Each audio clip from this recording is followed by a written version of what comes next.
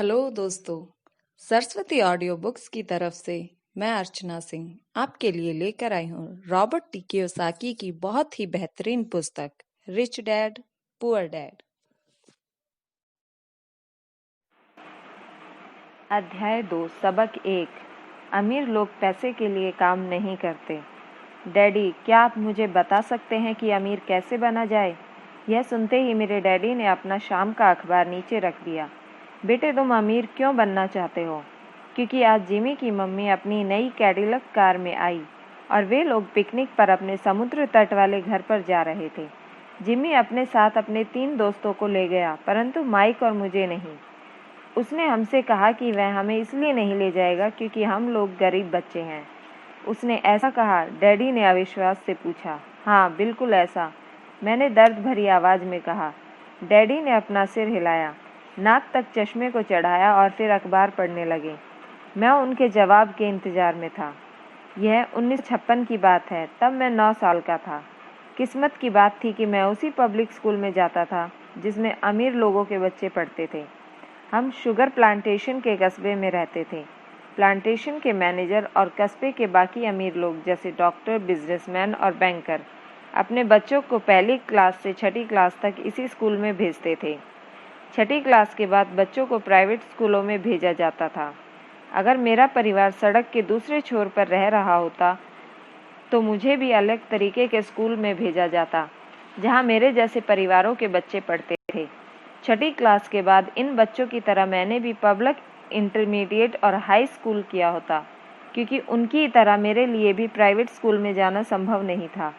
मेरे डैडी ने आखिर अखबार रख दिया। मुझे पता था वे क्या सोच रहे थे।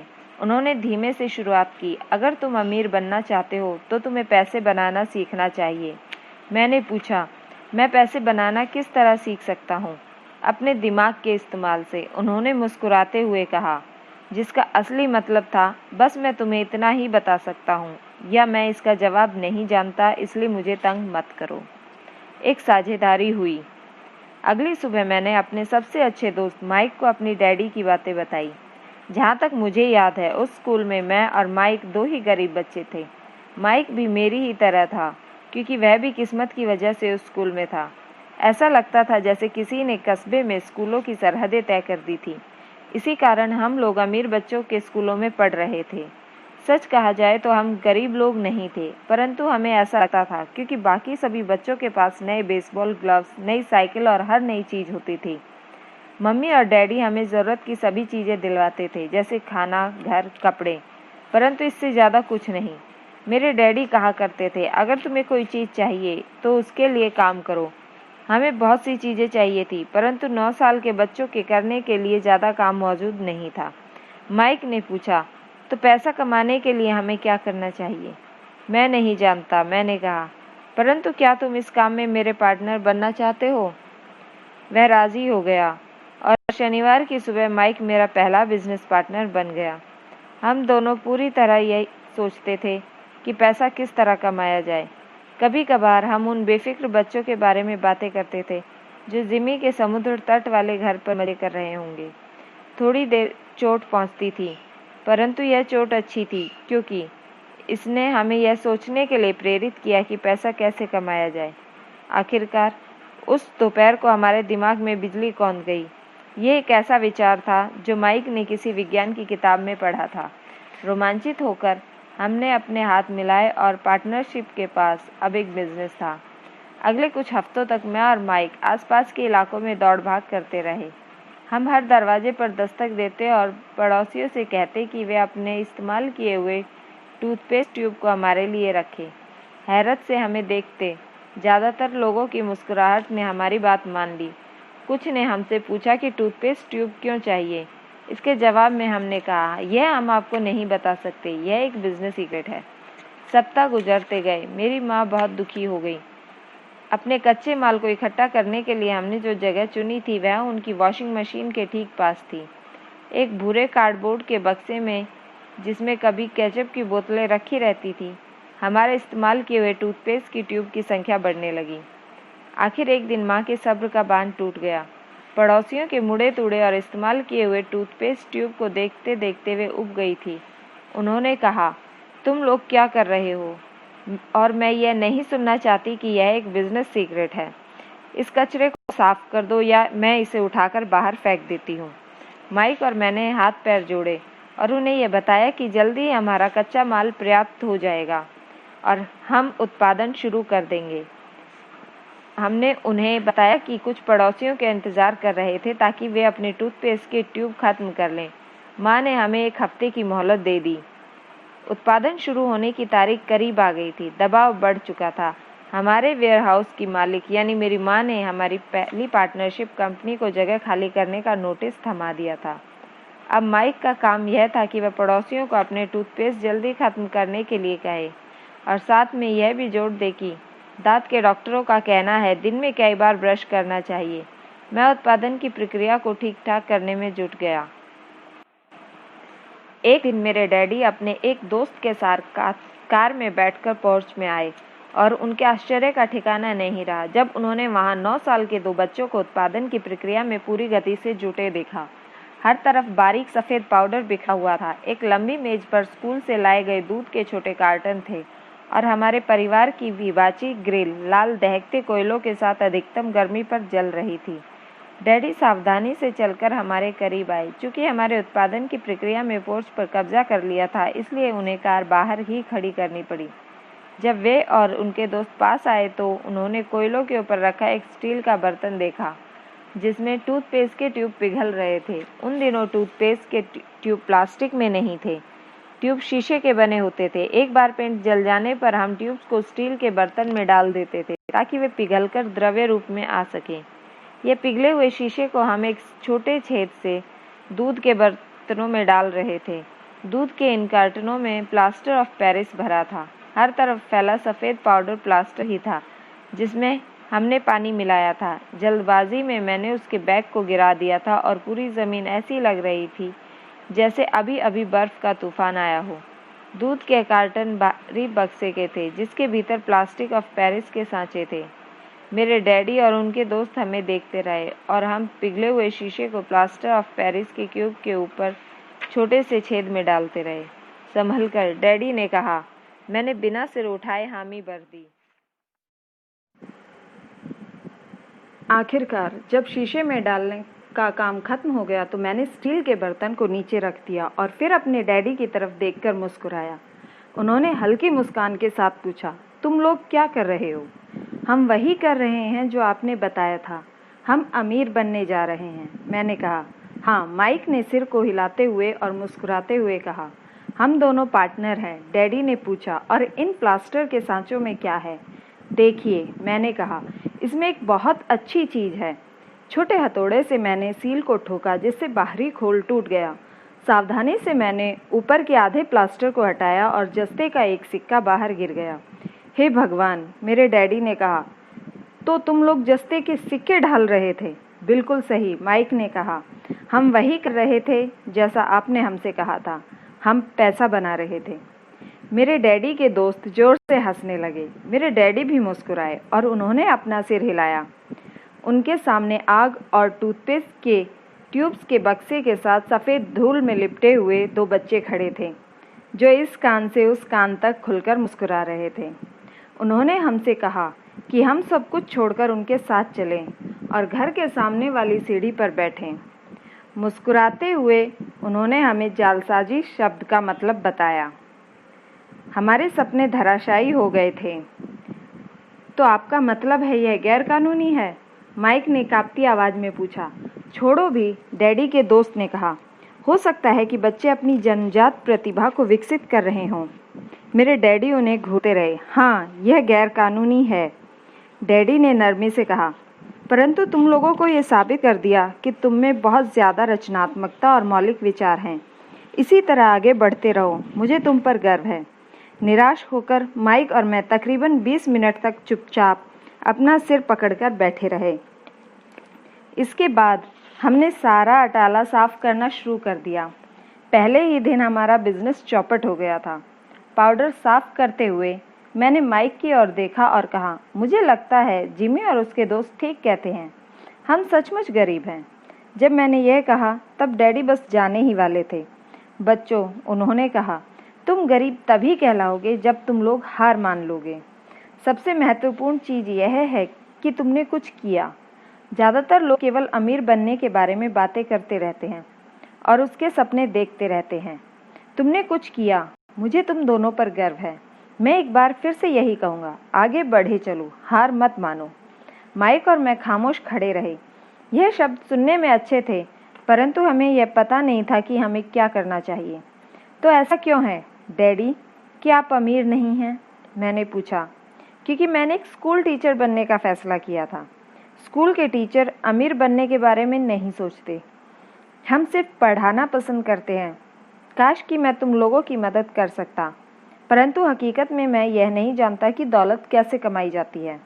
माइक और मैं पलटे और अपने सफाई अभियान में जुट गए। डैडी ने कहा, अगर तुम लोग यह सीखना ही चाहते हो कि अमीर कैसे बना जाए तो मुझसे मत पूछो। माइक, तुम अपने डैडी से यह सवाल पूछो। मेरे डैडी? माइक ने हैरानी से कहा। हाँ, तुम्हारे डैडी। मेरे डैडी ने मुस्कुराकर दोहराया। तुम्हारे डैडी और मेरा बैंकर एक ही है। वह तुम्हारे डैडी की बहुत तारीफ करता है। उसने मुझे कई बार यह बताया कि पैसा बनाने में तुम्हारे डैडी का कोई जवाब नहीं है। मेरे डैडी? माइक ने फिर एक बार हैरानी से पूछा। फिर ऐसा क्यों है कि स्कूल के अमीर बच्चों की तरह हमारे पास शानदार कार, आलीशान बंगला नहीं है? शानदार कार और आलीशान बंगले के होने का मतलब यह नहीं होता कि आप निश्चित रूप से अमीर हैं या आप पैसा बनाने की कला जानते हैं। डैडी ने जवाब दिया। जिमी के डैडी शुगर प्लांटेशन में काम करते हैं। उनमें और मुझ में ज़्यादा फर्क नहीं है। वे कंपनी के लिए काम करते हैं और मैं सरकार के लिए। उन्होंने कंपनी कार खरीद कर देती है। इस समय शक्कर की कंपनी आर्थिक संकट में फंसी हुई है और जिमी के डैडी के पास जल्द ही कुछ नहीं बचेगा। तुम्हारे डैडी अलग हैं माइक। ऐसा लगता है कि वे एक साम्राज्य बनाने जा रहे हैं और मेरा अंदाज़ा है कि कुछ ही सालों में वे बहुत अमीर बन जाएंगे। यह सुनकर माइक और मैं एक बार फिर रोमांचित हो गए। नए उत्साह से हमने अपने डूबे हुए व्यवसाय के कचरे को साफ करना शुरू कर दिया।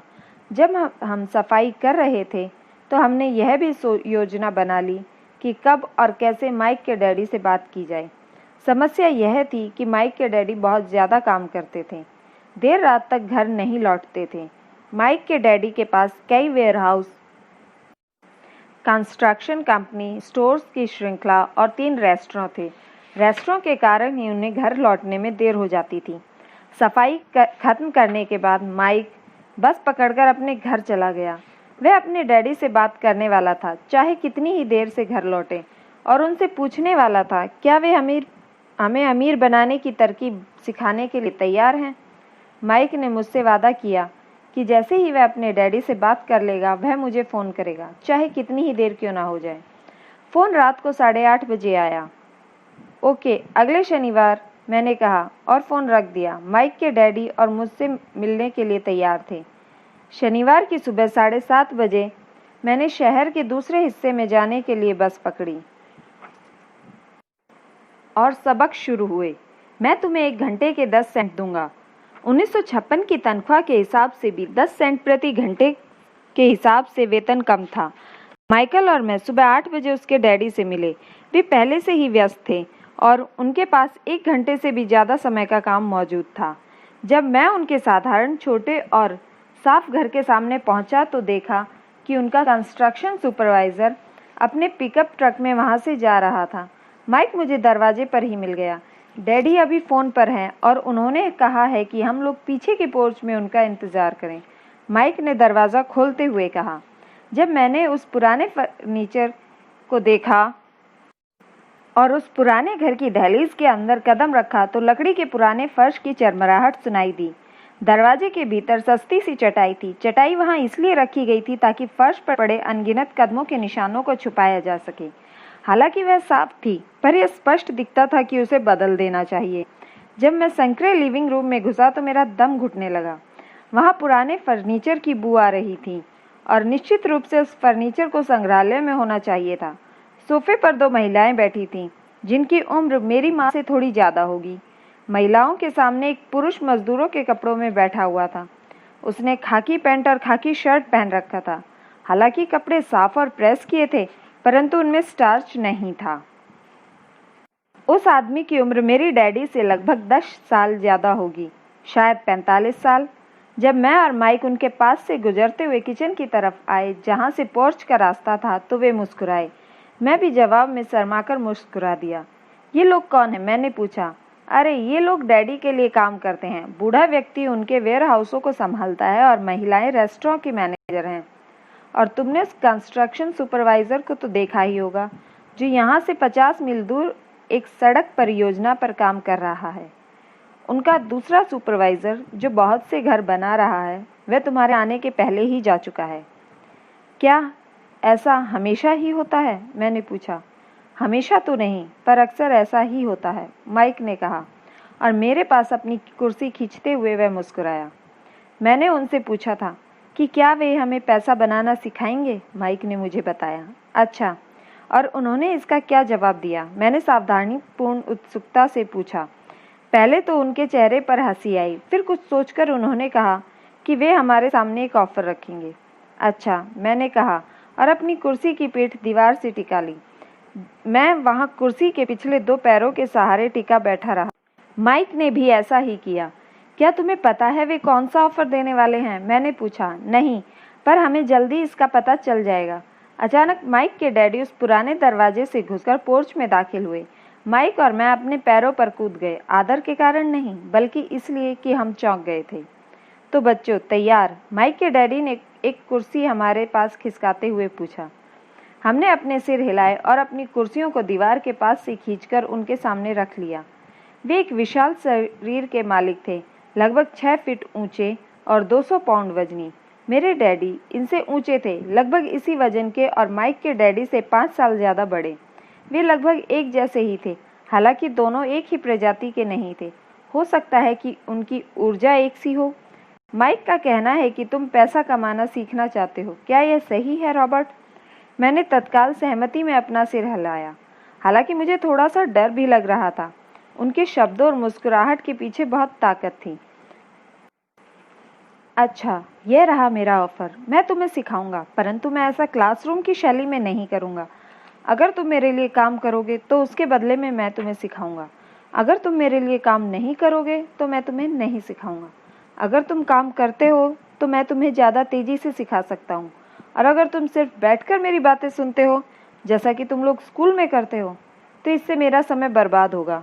यह मेरा ऑफर है, इसे या तो मान लो या फिर लौट जाओ। क्या मैं आपसे एक सवाल कर सकता हूँ? मैंने पूछा। नहीं, इसे या तो मान लो या फिर वापस लौट जाओ। मेरे पास बर्बाद करने के लिए फालतू समय नहीं है। अभी ढेर सा काम पड़ा हुआ है। अगर तुम में तत्काल फैसला करने की क्षमता नहीं है तो तुम कभी पैसे कमाना नहीं सीख पाओगे। मौके आते हैं और चले जाते हैं, इसलिए तत्काल निर्णय लेने की क्षमता एक महत्वपूर्ण कला है। तुमने जैसा चाहा था वैसा मौका तुम्हारे सामने मौजूद है। अगले 10 सेकंड में या तो पढ़ाई चालू हो जाएगी या फिर हमेशा के लिए ख़त्म हो जाएगी। माइक के डैडी ने चिढ़ाने वाली मुस्कुराहट के साथ कहा। मंजूर है, मैंने कहा। मंजूर, माइक ने कहा। बहुत बढ़िया, माइक के डैडी ने कहा। 10 मिनट में मिसेस मार्टिन आ जाएंगी। उनसे बात करने के बाद मैं तुम्हें उनके साथ भेज दूंगा और तुम लोगों का काम शुरू हो जाएगा। मैं तुम्हें हर घंटे के 10 सेंट दूंगा और तुम हर शनिवार 3 घंटे काम करोगे। पर आज तो मेरा सॉफ्टबॉल का मैच है, मैंने कहा। माइक के डैडी ने अपनी आवाज़ को धीमा परंतु कड़क करके कहा, या तो मान लो या फिर लौट जाओ। मैंने जवाब दिया, मान लिया। सॉफ्टबॉल खेलने के बजाय काम करने और सीखने का विकल्प चुनने में ही समझदारी थी। 30 सेंट बाद शनिवार की खुशनुमा सुबह 9 बजे माइक और मैं मिसेस मार्टिन के साथ काम कर रहे थे। वे एक दयालु और धैर्यवान महिला थीं। वे हमेशा कहा करती थी कि माइक और मुझे देखकर उन्हें अपने दोनों बच्चों की याद आती है जो अब बड़े हो गए थे और दूर चले गए थे। हालांकि वे दयालु थी, परंतु वे कड़ी मेहनत में भरोसा करती थी और इसलिए वे हमेशा हमें काम में जुटाए रखती थी। वे बहुत कड़क मैनेजर थी। हम 3 घंटे तक डिब्बाबंद सामानों को शेल्फ से उतारते थे, उनकी धूल साफ करते थे और फिर उन्हें करीने से जमाते थे। हम बड़ी मेहनत का काम करते थे और बोरियत भरा भी। माइक के डैडी को मैं अपना अमीर डैडी कहता हूँ। उनके पास इस तरह के 9 सुपरेट्स थे जहाँ पार्किंग के लिए बहुत सी जगह थी।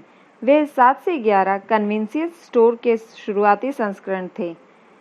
पड़ोस के जनरल स्टोर जहां लोग दूध, ब्रेड, बटर और सिगरेट जैसी चीज़ें खरीदते थे। समस्या यह थी कि हवाई में एयर कंडीशनिंग नहीं थी। गर्मी के कारण स्टोर्स अपना दरवाज़ा बंद नहीं कर सकते थे।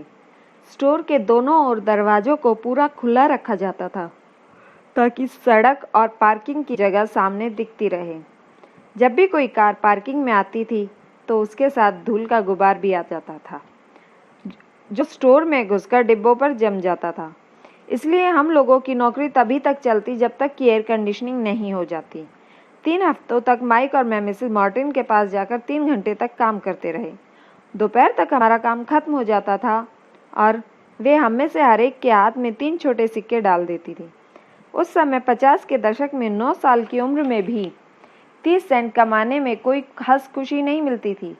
तब कॉमिक की कीमत 10 सेंट हुआ करती थी, इसलिए मैं अपनी कमाई को कॉमिक्स पर खर्च कर देता था और घर लौट जाता था। चौथे हफ्ते के बुधवार तक मैंने काम छोड़ने का मन बना लिया था। मैं सिर्फ इसलिए काम करने के लिए तैयार हुआ था क्योंकि मैं माइक के डैडी से पैसा कमाना सीखना चाहता था। इसलिए मैं 10 सेंट प्रति घंटे की गुलामी कर रहा था। और सबसे बड़ी बात तो यह थी कि उससे पहले शनिवार के बाद मैंने माइक के डैडी को देखा तक नहीं। मैं काम छोड़ रहा हूँ, मैंने लंच के समय माइक से कहा। स्कूल लंच बड़ा निराशाजनक था। स्कूल भी उबाऊ था और अब तो मेरे पास शनिवार भी नहीं थे जिसका मैं इंतज़ार कर सकूं। परंतु 30 सेंट के कारण मुझे धक्का पहुंचा था। इस बार माइक मुस्कुराया। तुम किस बात पर हंस रहे हो? मैंने गुस्से और कुंठा से पूछा। डैडी ने कहा था कि ऐसा ही होगा। उन्होंने कहा था कि जब तुम काम छोड़ने का फैसला कर लो वे तब तुमसे मिलना चाहेंगे। क्या? मैंने आवेश में पूछा। क्या वे मेरे उकता जाने का इंतज़ार कर रहे थे? कुछ, माइक ने कहा। मेरे डैडी जरा अलग किस्म के हैं। उनका सिखाने का तरीका तुम्हारे डैडी के पढ़ाने के तरीके से बिल्कुल अलग है। तुम्हारे डैडी बहुत बातें करते हैं, दूसरी तरफ मेरे डैडी बहुत कम बोलते हैं। तुम सिर्फ इस शनिवार तक इंतज़ार कर लो, मैं उन्हें बता दूंगा कि तुमने काम छोड़ने का फैसला कर लिया है। इसका मतलब यह नहीं कि मेरे साथ नाटक खेला गया है। नहीं, ऐसा नहीं हुआ है, पर शायद हो सकता है। डैडी शनिवार को इसे समझाएंगे। शनिवार को लाइन में लगकर इंतज़ार करते हुए मैं उनका सामना करने के लिए तैयार था, जहाँ तक कि मेरे असली डैडी भी उनसे नाराज़ थे। मेरे असली डैडी, जिन्हें मैं गरीब डैडी कहता हूँ, ये मानते थे कि मेरे अमीर डैडी बाल श्रम कानूनों का उल्लंघन कर रहे थे और इस पूरे मामले की जांच होनी चाहिए। मेरे पढ़े लिखे डैडी, गरीब डैडी ने मुझसे कहा है कि मैं सही तनख्वाह मांगूं, कम से कम 25 सेंट प्रति घंटा। मेरे गरीब डैडी ने मुझसे कहा कि अगर मेरी तनख्वाह नहीं बढ़ती तो मुझे तत्काल नौकरी छोड़ देनी चाहिए और वैसे भी तुम्हें उस घटिया काम की कोई ज़रूरत नहीं। मेरे गरीब डैडी ने झल्लाकर कहा। शनिवार की सुबह 8 बजे मैं एक बार फिर माइक के घर उसी पुराने दरवाजे के अंदर घुस रहा था। कुर्सी पर बैठो और लाइन में इंतज़ार करो, माइक के डैडी ने मेरे घुसते ही कहा। फिर वे अंदर जाकर अपने छोटे से ऑफिस में बैठ गए जो बेडरूम के पास था। मैंने कमरे के चारों तरफ देखा परंतु मुझे माइक नहीं दिखा। अजीब सा महसूस करते हुए मैं उन्हीं दोनों महिलाओं के बगल में बैठ गया जो मुझे 4 हफ्ते पहले वहीं पर मिली थी। वे मुस्कुराईं और सोफे पर थोड़ी सी खिसक गई ताकि मैं भी उस पर बैठ सकूं। 45 मिनट गुजर गए थे और मैं उबल रहा था। दोनों महिलाएं उनसे मिलकर तकरीबन 30 मिनट पहले वहां से जा चुकी थीं। एक बूढ़ा सा आदमी वहां 20 मिनट तक बैठा रहा, फिर वह भी निकलकर चला गया। घर खाली था और हवाई के खुशनुमा सुबह को मैंने सीलन भरे अंधेरे लिविंग रूम में बैठा हुआ था और इस बात का इंतजार कर रहा था कि एक लालची और बच्चों का शोषण करने वाला आदमी मुझसे बातें करे। मैं सुन रहा था कि वे फ़ोन पर बातें कर रहे थे, ऑफिस में इधर उधर के काम कर रहे थे और मुझे नज़रअंदाज कर रहे थे। मेरी इच्छा तो हो रही थी कि मैं उस घमंडी आदमी से बिना मिले ही घर लौट जाऊं, पर किसी वजह से मैं रुक गया। आखिर 15 मिनट बाद ठीक 9 बजे अमीर डैडी अपने ऑफिस से बाहर निकले। बिना कुछ कहे उन्होंने हाथ से मुझे इशारा किया कि मैं उनके दबड़े नुमा ऑफिस में आ जाऊं। अमीर डैडी ने अपनी ऑफिस कुर्सी पर बैठते हुए कहा, या तो तुम्हारी तनख्वाह बढ़ाई जाए या तुम काम छोड़ रहे हो, है ना? हाँ, समझौते के मुताबिक आप अपनी शर्त पूरी नहीं कर रहे हैं। मैं लगभग आंसुओं से भीगे स्वर में बोल रहा था। 9 साल के बच्चे के लिए एक वयस्क का सामना करना बहुत ज़्यादा डरावना था। आपने कहा था कि अगर मैं आपके लिए काम करूँगा तो आप मुझे पैसा कमाना सिखाएंगे। अपनी तरफ से मैंने आपके लिए काम किया, बड़ी कड़ी मेहनत की। इस काम के लिए मैंने अपने बेसबॉल गेम की कुर्बानी दे दी। और जब आप अपने वादे से मुकर रहे हैं, आपने मुझे कुछ नहीं सिखाया। आप धोखेबाज हैं, जैसा शहर के सभी लोग कहते हैं। आप लालची हैं। आप केवल पैसा कमाना चाहते हैं और अपने कर्मचारियों का बिल्कुल ध्यान नहीं रखते। आपने मुझे इतनी देर तक बाहर बिठाए रखा और मेरी जरा सी भी इज्जत नहीं की। मैं एक छोटा सा बच्चा हूँ और आपको मेरे साथ इससे बेहतर बर्ताव करना चाहिए था। अमीर डैडी अपनी कुर्सी के पीछे झुक गए। अपने हाथों को ठुड्डी तक लाकर उन्होंने मुझे घूरा। ऐसा लग रहा है जैसे वे मेरा विश्लेषण कर रहे थे। बुरा नहीं है, उन्होंने कहा। 1 महीने से भी कम समय में तुम वही भाषा बोल रहे हो जो ज़्यादातर कर्मचारी बोलते हैं। क्या? मैंने पूछा। मैं समझ नहीं पा रहा था कि वे क्या कह रहे थे और इसलिए मैंने अपना दुखड़ा रोना चालू रखा। मुझे लगता है आप अपने वादे पर कायम रहेंगे और मुझे कुछ सिखाएंगे। इसके बजाय आप तो मुझ पर अत्याचार करना चाहते हैं। यह तो जुल्म है, सरासर जुल्म। मैंने तुम्हें सिखाया तो है और सिखा रहा हूँ, अमीर डैडी ने धीमी आवाज़ में कहा। आपने मुझे क्या सिखाया है? कुछ भी नहीं, मैंने गुस्से से कहा। एक बार मैं चंद सिक्कों के लिए काम करने के लिए तैयार हो गया था। इसके बाद तो आपने मुझसे बात तक नहीं की। 10 सेंट प्रति घंटे। मैं आपकी शिकायत सरकार से करूँगा। हमारे देश में भी बाल श्रम कानून है। आप तो जानते ही हैं कि मेरे डैडी सरकार के लिए काम करते हैं। शाबाश, अमीर डैडी ने कहा। अब तुम उन ज़्यादातर लोगों की भाषा बोल रहे हो जो कभी मेरे लिए काम करते थे। वे लोग जिन्हें या तो मैंने नौकरी से निकाल दिया या जिन्होंने खुद मेरी नौकरी छोड़ दी। तो इस बार मैं आपको क्या कहना है? मैंने पूछा और मुझे यह लग रहा था कि कम उम्र के बावजूद मैं बहादुरी से बातें कर रहा था। आपने मुझसे झूठ बोला।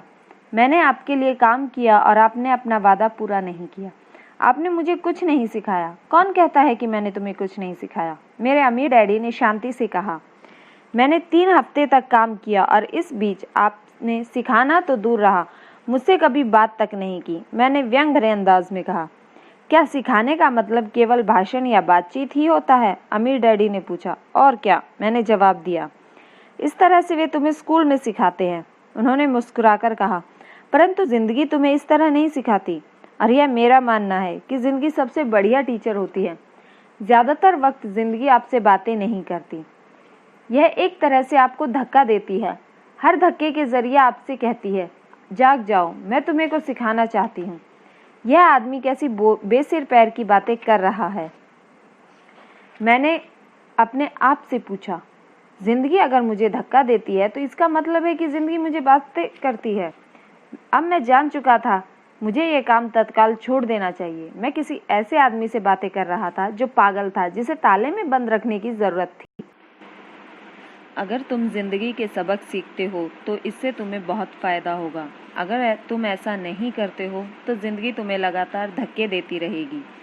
लोग 2 चीज़ें करते हैं। कुछ लोग ज़िंदगी के धक्कों को सहन करते चले जाते हैं, बाकी लोग गुस्सा भी हो जाते हैं और ज़िंदगी को धक्का दे देते हैं। परंतु वे धक्का देते हैं अपने बॉस को, अपने काम को, अपनी पत्नी को या पति को। वे यह नहीं जानते कि ज़िंदगी उन्हें धक्का दे रही है। मैं नहीं जानता था कि वे किस बारे में बात कर रहे थे। जिंदगी हम सबको धक्के मारती है। कुछ लोग हार मान लेते हैं, बाकी लोग लड़ते हैं। कुछ लोग सबक सीख लेते हैं और आगे बढ़ते जाते हैं। वे जिंदगी के धक्कों का स्वागत करते हैं। इन गिने चुने लोगों के लिए इसका यह मतलब होता है कि उन्हें कुछ नया सीखना है। वे सीखते हैं और आगे बढ़ जाते हैं। ज़्यादातर लोग छोड़ देते हैं और कुछ लोग तुम्हारी तरह लड़ते भी हैं। अमीर डैडी खड़े हो गए। उन्होंने टूटी फूटी खिड़की को बंद कर दिया। अगर तुम यह सबक सीख लेते हो तो तुम एक समझदार, अमीर और सुखी युवक बन सकते हो। अगर तुम यह नहीं सीखते हो तो तुम जिंदगी भर अपनी समस्याओं के लिए अपनी नौकरी, कम तनख्वाह या अपने बॉस को कोसते रहोगे। तुम हमेशा ऐसे बड़े मौके की उम्मीद करते रहोगे जो आए और तुम्हारी आर्थिक समस्याओं को सुलझा दे। अमीर डैडी ने मेरी तरफ देखा कि क्या मैं अब भी उनकी बात सुन रहा हूँ। उनकी आंखें मेरी आंखों से मिली। हम एक दूसरे की तरफ देखते रहे और हमारी आंखों के बीच संप्रेक्षण की धाराएं बहने लगी। आखिर जब मैं उनके संदेश का मतलब समझ गया तो मैंने अपनी नज़रें झुका ली। मैं जान गया था कि वे सही थे। मैं उन्हें दोषी ठहरा रहा था, जबकि सीखने की जिद मेरी ही थी। मैं फालतू में ही लड़ रहा था। अमीर डैडी ने आगे कहा, अगर आप इस तरह के आदमी हैं जिसमें हिम्मत नहीं है, तो आप जिंदगी के हर थपेड़े के सामने हार मान जाते हैं। अगर आप इस किस्म के आदमी हैं तो आप जिंदगी भर सुरक्षित खेल खेलते रहेंगे, सही चीज़ें करते रहेंगे और किसी ऐसे वक्त का इंतज़ार करते रहेंगे जो आने वाला ही नहीं है, और फिर आप एक बोरिंग बूढ़े की तरह मर जाएंगे। आपके बहुत से दोस्त होंगे जो आपकी सिर्फ इसलिए तारीफ करेंगे क्योंकि आप एक मेहनती भले आदमी थे। आपने अपनी ज़िंदगी सुरक्षित खेल खेलने और सही चीज़ें करने में गुजार दी, परंतु सच बात तो यह है कि आपने ज़िंदगी के थपेड़ों के सामने घुटने टेक दिए। आप खतरा मोल लेने की कल्पना तक से डरते थे। हकीकत में तो आप जीतना चाहते थे, परंतु आपके लिए हारने का डर जीतने के रोमांच से ज़्यादा ताकतवर साबित हुआ। आपके अंदर केवल आप जान पाएंगे कि आपने कभी जीतने की कोशिश नहीं की। आपने सुरक्षित खेल खेलने का विकल्प चुना। हमारी नज़रें एक बार फिर मिली। 10 सेकंड तक हम एक दूसरे की तरफ देखते रहे और फिर एक बार मैंने तभी नज़रें हटाई जब मैं उनकी बात का मतलब समझ गया। आप मुझे धक्का दे रहे थे, मैंने पूछा। कुछ लोग ऐसा कह सकते हैं, अमीर डैडी मुस्कुराए। मैं तो यही कहूँगा कि मैं तुम्हें ज़िंदगी का स्वाद चखा रहा था। कैसा स्वाद? मैंने पूछा। मैं अब भी गुस्सा था, परंतु अब मेरी जिज्ञासा भी जाग गई थी। अब मैं सीखने के लिए तैयार था। तुम दोनों ऐसे पहले लोग हो जिन्होंने मुझसे पैसा बनाने की कला सीखने का आग्रह किया। मेरे पास 150 से भी ज़्यादा कर्मचारी हैं, पर उनमें से एक ने भी मुझसे पैसा कमाने की कला के बारे में कभी नहीं पूछा। वे मुझसे नौकरी मांगते हैं, तनख्वाह मांगते हैं, परंतु पैसा बनाने की कला नहीं सीखना चाहते। तो ज़्यादातर लोग इसी तरह से अपनी ज़िंदगी के सबसे बेहतरीन साल पैसे कमाने के लिए काम करने में बर्बाद कर देंगे और आखिर तब तक कभी समझ नहीं पाएंगे कि दरअसल वे किसके लिए काम कर रहे थे। मैं पूरा ध्यान लगाकर उनकी बात सुनता रहा। तो जब माइक ने मुझसे पूछा कि तुम पैसे कमाने की कला सीखना चाहते हो, तो मैंने एक ऐसा कोर्स तैयार किया जो असल ज़िंदगी के करीब था। मैं बोलते बोलते थक जाता, परंतु तुम कभी मेरी बात का मतलब नहीं समझ पाते। इसलिए मैंने फैसला कर लिया कि तुम्हें ज़िंदगी के थपेड़ों का स्वाद चखा दिया जाए ताकि तुम मेरी बात सुन भी सको और समझ भी सको। इसी कारण मैंने तुम्हें 1 घंटे के 10 सेंट दिए थे। तो 10 सेंट प्रति घंटे काम करने के बाद मैंने क्या सबक सीखा? मैंने पूछा। यही कि आप घटिया हैं और अपने कर्मचारियों का शोषण करते हैं। अमीर डैडी अपनी कुर्सी पर पीछे की तरफ झुकते हुए जोर से हंसने लगे। जब उनकी हंसी बंद हुई तो उन्होंने कहा, अच्छा होगा अगर तुम अपना सोचने का नज़रिया बदल लो। मुझे समस्या मत मानो, मुझे दोष देना छोड़ दो। अगर तुम सोचते हो कि तुम्हारी समस्या मैं हूँ, तो तुम्हें मुझे बदलना होगा। इसके बजाय अगर तुम्हें यह लगता है कि तुम्हारी समस्या तुम खुद हो, तो तुम खुद को बदल सकते हो, सीख सकते हो और ज़्यादा समझदार बन सकते हो। ज़्यादातर लोग चाहते हैं कि दुनिया का हर आदमी बदल जाए, बस हम खुद ही ना बदलें। मैं तुम्हें यह बता दूं कि किसी दूसरे को बदलने से ज़्यादा आसान है कि हम खुद को बदल लें। मैं अपनी बात ठीक से समझ नहीं पाया। मैंने कहा, अपनी समस्याओं के लिए मुझे दोष देना छोड़ दो। अमीर डैडी ने अधीरता से कहा, पर आपने मुझे सिर्फ 10 सेंट का ही वेतन दिया था, तो तुमने क्या सीखा? अमीर डैडी ने मुस्कुराकर पूछा। यही कि आप घटिया हैं, मैंने शरारत भरी मुस्कान के साथ कहा। अच्छा, तो तुम यह सोचते हो कि मैं समस्या हूँ? अमीर डैडी ने कहा। वो तो आप हैं ही। खैर, इसी तरीके से सोचते रहो, तुम जिंदगी भर कुछ नहीं सीख पाओगे। अगर तुम्हारा नज़रिया यही है कि समस्या मैं हूँ, तो तुम्हारे पास क्या विकल्प रह जाता है? अगर आप मेरी तनख्वाह नहीं बढ़ाते या मुझे ज़्यादा इज्जत नहीं देते हैं, तो मैं काम छोड़कर चला जाऊँगा। ठीक कहा, अमीर डैडी ने कहा। और ज़्यादातर लोग यही करते हैं, वे काम छोड़कर चले जाते हैं और दूसरी नौकरी की तलाश करते हैं जहां उन्हें बेहतर मौके और ज़्यादा अच्छी तनख्वाह मिले। उन्हें यह गलतफहमी होती है कि नई नौकरी और ज़्यादा तनख्वाह से उनकी समस्या सुलझ सकती है। ज़्यादातर मामलों में ऐसा नहीं होता। तो समस्या किस तरह सुलझ सकती है? मैंने पूछा। 10 सेंट प्रति घंटे के हिसाब से तनख्वाह लेकर, मुस्कुराते हुए। अमीर डैडी मुस्कुराए। यही बाकी के लोग करते हैं, वे यह जानते हुए भी कि कम तनख्वाह में काम कर रहे हैं, क्योंकि नौकरी छूट जाने का उनका और उनके परिवार का पेट कैसे भरेगा। इसलिए यह मन मसोस कर वे नौकरी करते हैं, यह सोचकर तनख्वाह बढ़ने का इंतज़ार करते हैं कि ज़्यादा पैसा आने से समस्या सुलझ जाएगी। ज़्यादातर लोग ऐसा ही सोचते हैं और कड़ी मेहनत करते हुए दूसरी नौकरी भी कर लेते हैं, परंतु उन्हें तनख्वाह कम ही मिलती है। मैं फर्श को घूरता रहा। अब मैं अमीर डैडी को सबक को समझने लगा था। मुझे यह एहसास हो गया था कि यह ज़िंदगी का स्वाद है। आखिरकार मैंने ऊपर की ओर देखा और अपना सवाल दोहराया, तो यह समस्या किस तरह सुलझेगी? इस सवाल के जवाब में अमीर डैडी ने मुझे वह बेशकीमती नज़रिया दिया जो उन्हें अपने कर्मचारियों और मेरे गरीब डैडी से अलग करता था, और जिसकी बदौलत वे हवाई के सबसे अमीर आदमी बनने वाले थे, जबकि मेरे पढ़े लिखे गरीब डैडी जिंदगी भर पैसे की तंगी से जूझने वाले थे। यह एक अद्भुत नज़रिया था जिसने मेरी ज़िंदगी का नक्शा ही बदल दिया। अमीर डैडी ने बार बार मुझे यह नज़रिया याद दिलाया, जिससे मैं पहला सबक कहूँगा। गरीब और मध्य वर्गीय लोग पैसे के लिए काम करते हैं, अमीरों के लिए पैसा काम करता है। मेरे गरीब डैडी ने मुझे जो शिक्षा दी थी, शनिवार की उस खुशनुमा सुबह मैं उससे बिल्कुल अलग नज़रिया सीख रहा था। 9 साल की उम्र में मैं यह समझ गया था कि दोनों ही डैडी चाहते हैं कि मैं सीखूं। दोनों ही डैडी मुझे पढ़ने के लिए प्रेरित करते हैं। फ़र्क सिर्फ इतना है कि दोनों के सुझाए विषय अलग अलग थे। मेरे पढ़े लिखे डैडी चाहते थे कि मैं वही करूं जो उन्होंने किया था। बेटे, मैं चाहता हूं कि तुम मेहनत से पढ़ो, अच्छे नंबर लाओ, ताकि तुम्हें किसी बड़ी कंपनी में सुरक्षित नौकरी मिल सके, और यह अच्छी तरह देख लो कि तुम इसमें बहुत से दूसरे लाभ हों। मेरे अमीर डैडी चाहते थे कि मैं यह सीखूं कि पैसा कैसे काम करता है, ताकि मैं इससे अपने लिए काम करवा सकूं। यह सबक मुझे जीवन भर उनके मार्गदर्शन में सीखना था, न कि किसी क्लासरूम में। मेरे अमीर डैडी ने मेरा पहला सबक जारी रखा। मैं खुश हूं कि तुम 10 सेंट प्रति घंटे के हिसाब से काम करने पर गुस्सा हो गए। अगर तुम गुस्सा नहीं हुए होते तो तुम ऐसा खुशी खुशी करते रहते। तो मैं तुमसे साफ कह देता हूं कि मैं तुम्हें सिखा नहीं सकता। यह जान लो कि सच्ची शिक्षा में ऊर्जा, प्रबल भावना, ज़बरदस्त इच्छा की ज़रूरत होती है।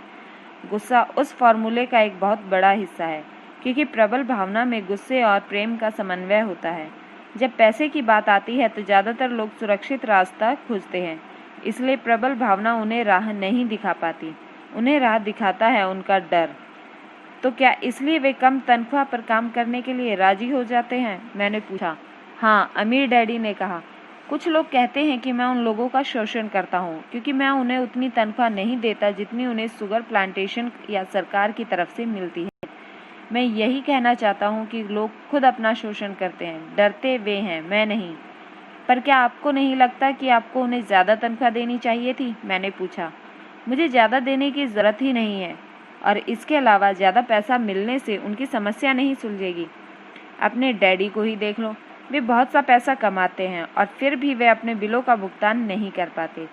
दुनिया में ऐसे बहुत से लोग हैं जिन्हें अगर ज़्यादा पैसा मिल जाए तो वे ज़्यादा कर्ज में डूब जाएंगे। तो इसी कारण आपने मुझे 10 सेंट प्रति घंटे के हिसाब से तनख्वाह दी, मैंने मुस्कुराते हुए कहा। यह सबक का हिस्सा था। बिल्कुल सही, अमीर डैडी ने मुस्कुराकर कहा। देखो, तुम्हारे डैडी स्कूल गए, उन्हें बहुत बढ़िया शिक्षा इसलिए हासिल की ताकि उन्हें अच्छी तनख्वाह वाली नौकरी मिल सके, जो उन्हें मिल गई। परंतु उनके पास आज भी पैसे की तंगी है। ऐसा इसलिए क्योंकि उन्हें स्कूल में पैसे के बारे में कुछ भी नहीं सीखा, और सबसे बड़ी बात यह कि वे पैसे के लिए काम करने में भरोसा करते हैं। और आप नहीं करते? मैंने पूछा। नहीं, सच पूछा जाए तो नहीं, अमीर डैडी ने कहा। अगर तुम पैसे के लिए काम करना सीखना चाहते हो तो स्कूल में ही रहो। अगर सीखने के लिए उससे बढ़िया जगह कोई नहीं है। परंतु अगर तुम ये सीखना चाहते हो कि पैसा तुम्हारे लिए किस तरह काम करे, तो यह मैं तुम्हें सिखा सकता हूँ, परंतु तभी जब तुम सीखना चाहो। क्या हर कोई यह नहीं सीखना चाहता? मैंने पूछा। नहीं, अमीर डैडी ने कहा। सिर्फ इसलिए क्योंकि पैसे के लिए काम करना ज़्यादा आसान है, खासतौर पर तब जब पैसे के बारे में आपकी मूल भावना डर हो। मैं समझ नहीं पाया, मैंने त्योरियां चढ़ाकर कहा। उसकी चिंता फिलहाल मत करो, अभी इतना ही समझ लो कि डर के कारण ही ज़्यादातर लोग अपनी नौकरी कर रहे हैं। अपने बिलों का भुगतान न कर पाने का डर, नौकरी से निकाल दिए जाने का डर, इस बात का डर, पर्याप्त पैसा नहीं होने का डर, एक बार फिर शुरू करने का डर, यह किसी व्यवसाय को सीखने और पैसे के लिए काम करने की कीमत है। ज़्यादातर लोग पैसे के गुलाम बन जाते हैं और फिर वे अपने बॉस पर अपनी भड़ास निकालते हैं। तो आपकी नज़र में पैसे के लिए अपने लिए काम करवाना एक बिल्कुल अलग विषय है? मैंने पूछा। बिल्कुल, अमीर डैडी ने कहा। बिल्कुल। शनिवार की उस खुशनुमा सुबह हवाई में हम लोग चुपचाप बैठे थे। मेरे दोस्त उस समय लिटिल लीग बेसबॉल गेम शुरू कर ही रहे होंगे, पर किसी वजह से मैं खुश था कि मैंने 10 सेंट प्रति घंटे के हिसाब से काम करने का फैसला लिया था। मुझे लगा कि मैं कुछ नया सीखने जा रहा था जो मेरे दोस्त स्कूल में नहीं सीख पाएंगे। सीखने के लिए तैयार? अमीर डैडी ने पूछा। बिल्कुल, मैंने दांत निकाल कर कहा। मैंने अपना वादा निभाया। मैंने तुम्हें दूर बैठे बैठे भी सिखाया। अमीर डैडी ने कहा, 9 साल की उम्र में तुम्हें इस बात का पता चल चुका है कि पैसे के लिए काम करना कैसा होता है। अपने पिछले महीने को 50 सालों से गुणा कर लो और तुम्हें इस बात का अंदाज़ा हो जाएगा कि ज़्यादातर लोगों की ज़िंदगी किस तरह गुजरती है। मैं समझ नहीं पाया। मैंने कहा, जब तुम मुझसे मिलने के लिए लाइन में इंतज़ार कर रहे थे तो तुम्हें कैसा लग रहा था? एक बार नौकरी के लिए, दूसरी बार तनख्वाह बढ़ाने के लिए। भयानक, मैंने कहा। अगर तुम पैसे के लिए काम करने का विकल्प चुनते हो तो ज़्यादातर लोगों के लिए ज़िंदगी का मतलब यही होता है, अमीर डैडी ने कहा। और तुम्हें तब कैसा लगा था जब मिसेस मार्टिन ने तुम्हारे हाथ में 3 घंटे के लिए 3 सिक्के थमाए थे? मुझे लगा था यह काफ़ी नहीं है। मुझे लगा था यह कुछ भी नहीं है। मैं निराश हुआ था, मैंने कहा। और ज़्यादातर कर्मचारियों को लगता है जब वे अपनी तनख्वाह के चेक को देखते हैं, खासकर तब जब उनसे टैक्स और बाकी कटौतियाँ कर ली जाती हैं। कम से कम तुम्हें तो पूरी तनख्वाह मिलती थी, उन्हें तो पूरी तनख्वाह भी नहीं मिलती। आपका मतलब है ज़्यादातर कर्मचारियों को पूरी तनख्वाह नहीं मिलती? मैं हैरान था। नहीं, अमीर डैडी ने कहा, सरकार हमेशा अपना हिस्सा पहले ले लेती है। सरकार ऐसा करती है? मैंने पूछा। टैक्स, अमीर ने कहा, जब आप कमाते हैं तो आप पर टैक्स लगता है, जब आप खर्च करते हैं तो आप पर टैक्स लगता है, जब आप बचाते हैं तो आप पर टैक्स लगता है, जब आप मर जाते हैं तो भी आप पर टैक्स लगता है। जो सरकार को ऐसा करने देते हैं, अमीर लोग ऐसा नहीं करने देते। अमीर डैडी ने मुस्कुराकर कहा, परंतु गरीब और मध्यवर्गीय लोग ऐसा करने देते हैं। मैं दावा करता हूँ कि तुम्हारे डैडी से ज़्यादा कमाता हूँ, परंतु वे ज़्यादा टैक्स देते हैं। ये कैसे संभव है? मैंने पूछा। 9 साल का बच्चा इस अजीब आंकड़े को समझ नहीं पा रहा था। कोई आदमी सरकार को ऐसा करने की इजाज़त कैसे दे सकता है? अमीर डैडी चुपचाप बैठे रहे। मैं समझ गया कि वे चाहते हैं मैं सुनूं, ना कि उनसे फालतू सवाल करूं। आखिर मैं शांत हो गया। जो मैंने सुना था वो मुझे अच्छा नहीं लग रहा था। मैं जानता था कि मेरे डैडी हमेशा टैक्स का रोना रोते रहते हैं, परंतु दरअसल इस बारे में वे कुछ भी नहीं कर पाते थे। क्या जिंदगी उन्हें धक्का दे रही थी? अमीर डैडी मेरे तरफ देखते हुए अपनी कुर्सी से धीमे धीमे और खामोशी से हिलने लगे। सीखने के लिए तैयार? उन्होंने पूछा। मैंने अपना सिर धीमे से हिलाया। जब मैंने कहा, सीखने के लिए बहुत कुछ है। पैसे के लिए काम कैसे करवाया जाए, ये ज़िंदगी भर चलने वाली पढ़ाई है। ज़्यादातर लोग 4 साल के लिए कॉलेज जाते हैं और उनकी पढ़ाई पूरी हो जाती है। मैं पहले से ही जानता हूँ कि मेरी धन संबंधी पढ़ाई जीवन भर चलेगी, और इसकी वजह यह है कि मैं जितना ज़्यादा जान लेता हूँ, चलता हूँ, उससे भी ज़्यादा जानने की मेरी जिज्ञासा बढ़ती चली जाती है। ज़्यादातर लोग इस विषय को कभी नहीं पढ़ते। वे नौकरी पर जाते हैं, अपनी तनख्वाह लेते हैं, अपनी चेकबुक को बैलेंस करते हैं और बात खत्म हो जाती है। इसके बाद भी उन्हें अचरज होता है कि उनके जीवन में पैसे की समस्याएं क्यों हैं। फिर वे यह सोचते हैं कि ज़्यादा पैसों से उनकी समस्याएं हल हो जाएंगी। बहुत कम लोगों को यह एहसास होता है कि असली समस्या धन संबंधी शिक्षा या ज्ञान की है। तो मेरे डैडी को टैक्स की समस्या इसलिए है क्योंकि उनमें पैसे की समझ नहीं है। मैंने विचलित होकर पूछा। देखो, अमीर डैडी ने कहा, पैसे से अपने लिए काम कैसे करवाया जाए? टैक्स तो उस शिक्षा का सिर्फ एक हिस्सा है। आज तो मैं सिर्फ यह देखना चाहता था कि तुम्हें अब भी पैसे के बारे में सीखने की प्रबल इच्छा बची है या नहीं। ज़्यादातर लोगों में सीखने की प्रबल इच्छा नहीं होती। वे स्कूल जाना चाहते हैं, कोई व्यवसाय सीखना चाहते हैं, अपनी नौकरी में मज़े करना चाहते हैं और ढेर सारा पैसा कमाना चाहते हैं। एक दिन वे तब जागते हैं जब उनके सामने पैसे की समस्या आ जाती है। तब वे काम करना बंद नहीं कर सकते। पैसे के लिए काम करने की यही कीमत होती है, अगर उन्हें यह कीमत चुकानी ही पड़ती है। अगर वे पैसे से अपने लिए काम करवाना सीख लेते तो उन्हें इस समस्या का कभी सामना नहीं करना पड़ता। तो तुम में अब भी सीखने की, जानने की जिज्ञासा है? अमीर डैडी ने पूछा। मैंने हामी में सिर हिलाया। अच्छा, अमीर डैडी ने कहा, अब काम पर वापस जाओ और इस बार मैं तुम्हें बिल्कुल तनख्वाह नहीं दूंगा। क्या? मैंने हैरान होकर पूछा। तुमने सही सुना, तनख्वाह बंद। तुम हर शनिवार 3 घंटे उसी तरह काम करोगे, परंतु इस बार तुम्हें 10 सेंट प्रति घंटे के हिसाब से तनख्वाह नहीं मिलेगी। तुम्ही ने तो कहा था तुम पैसे के लिए काम करना नहीं सीखना चाहते। इसलिए मैं तुम्हें बदले में कुछ भी नहीं दूंगा। मुझे अपने सुने हुए शब्दों पर भरोसा नहीं हो रहा था। मैंने माइक से पहले ही बात कर ली थी। वह पहले से ही काम कर रहा था, मुफ्त में डिब्बों की सफाई कर रहा है और करीने से जमा रहा है। अब तुम भी जल्दी में जाकर काम में जुट जाओ। यह ठीक नहीं है, मैं चिल्लाया। आपको कुछ ना कुछ तनख्वाह तो देनी चाहिए। तुमने कहा था कि तुम सीखना चाहते हो। अगर तुम इस बात को अभी नहीं सीख पाओगे तो तुम उन्हीं 2 महिलाओं और बूढ़े आदमी की तरह बन जाओगे जो मेरे लिविंग रूम में बैठे थे। वे लोग पैसे के लिए काम करते हैं और डरते हैं मैं उन्हें नौकरी से ना निकाल दूं। या तुम अपने डैडी की तरह बन जाओगे जो पैसा तो बहुत कमाते हैं परंतु गले तक कर्ज में डूबे रहते हैं। शायद उन्हें यह उम्मीद रहती है कि ज़्यादा पैसे से उनकी समस्या सुलझ जाएगी। अगर तुम यही चाहते हो तो मैं तुम्हें एक बार फिर 10 सेंट के हिसाब से पुराने वादे पर लौटने को तैयार हूँ। या तुम वह कर सकते हो जो ज़्यादातर लोग करते हैं, इस बारे में शिकायत करो कि तनख्वाह बहुत कम है और तुम यह नौकरी छोड़कर दूसरी नौकरी की तलाश शुरू कर दो।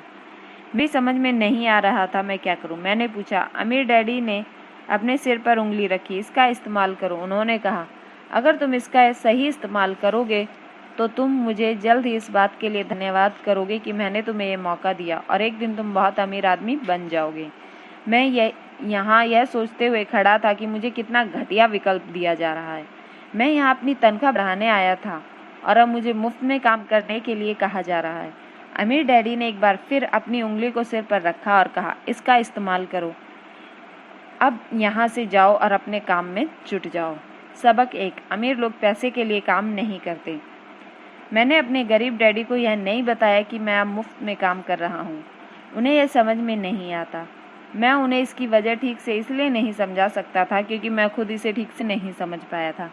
अगले 3 हफ्ते माइक और मैं 3 घंटे तक हर शनिवार को काम करते रहे, मुफ्त में।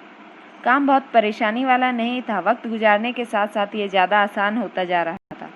मुझे अफसोस था जो अपने छूटे हुए बेसबॉल गेम्स और कॉमिक्स का। अब मैं उनका मज़ा नहीं ले सकता था। तीसरे हफ्ते दोपहर में अमीर डैडी आए। हमने उन्हें ट्रक के पार्किंग में आने की आवाज़ सुनी। वे स्टोर में घुसे और उन्होंने मिसेस मॉर्टिन को गले लगाकर अभिवादन किया। स्टोर में क्या चल रहा है यह जानने के बाद वे आइसक्रीम फ्रीज़र के पास गए। उनमें से 2 आइसक्रीम निकाली, उनका दाम चुकाया और इसके बाद मेरी और माइक की तरफ इशारा करके कहा, चलो घूमने चलते हैं। हम सड़क के पार गए, कुछ कारों को चकमा दिया और एक बड़े घास के मैदान में टहलने लगे जहाँ कुछ वयस्क सॉफ्टबॉल खेल रहे थे। दूर की पिकनिक टेबल पर बैठकर उन्होंने माइक और मुझे आइसक्रीम दी। कैसा चल रहा है? बढ़िया, माइक ने कहा। मैंने सहमति में सिर हिलाया। कुछ और सीखा? अमीर डैडी ने पूछा। मैंने और माइक ने एक दूसरे की तरफ देखा और कंधे उचाए और अपने सिर को नहीं में एक साथ हिलाया। जिंदगी के सबसे बड़े जाल से बचना। अच्छा यह होगा कि तुम बचपन से ही यह सोचना चालू कर दो, तुम अब जिंदगी के सबसे बड़े सबक को देख रहे हो। अगर तुम इस सबक को सीख लेते हो तो तुम बहुत ज़्यादा आज़ादी और सुरक्षा भरी ज़िंदगी का सुख ले सकते हो। अगर तुम यह सबक नहीं सीख पाते हो तो तुम भी मिसेस मॉर्टिन की तरह इस पार्क में खेल रहे ज़्यादातर लोगों की तरह ही बन जाओगे। वे बहुत ज़्यादा मेहनत करते हैं परंतु इसके बदले में उन्हें बहुत कम पैसे मिलते हैं। वे नौकरी की सुरक्षा के मोह में फंसे रहते हैं।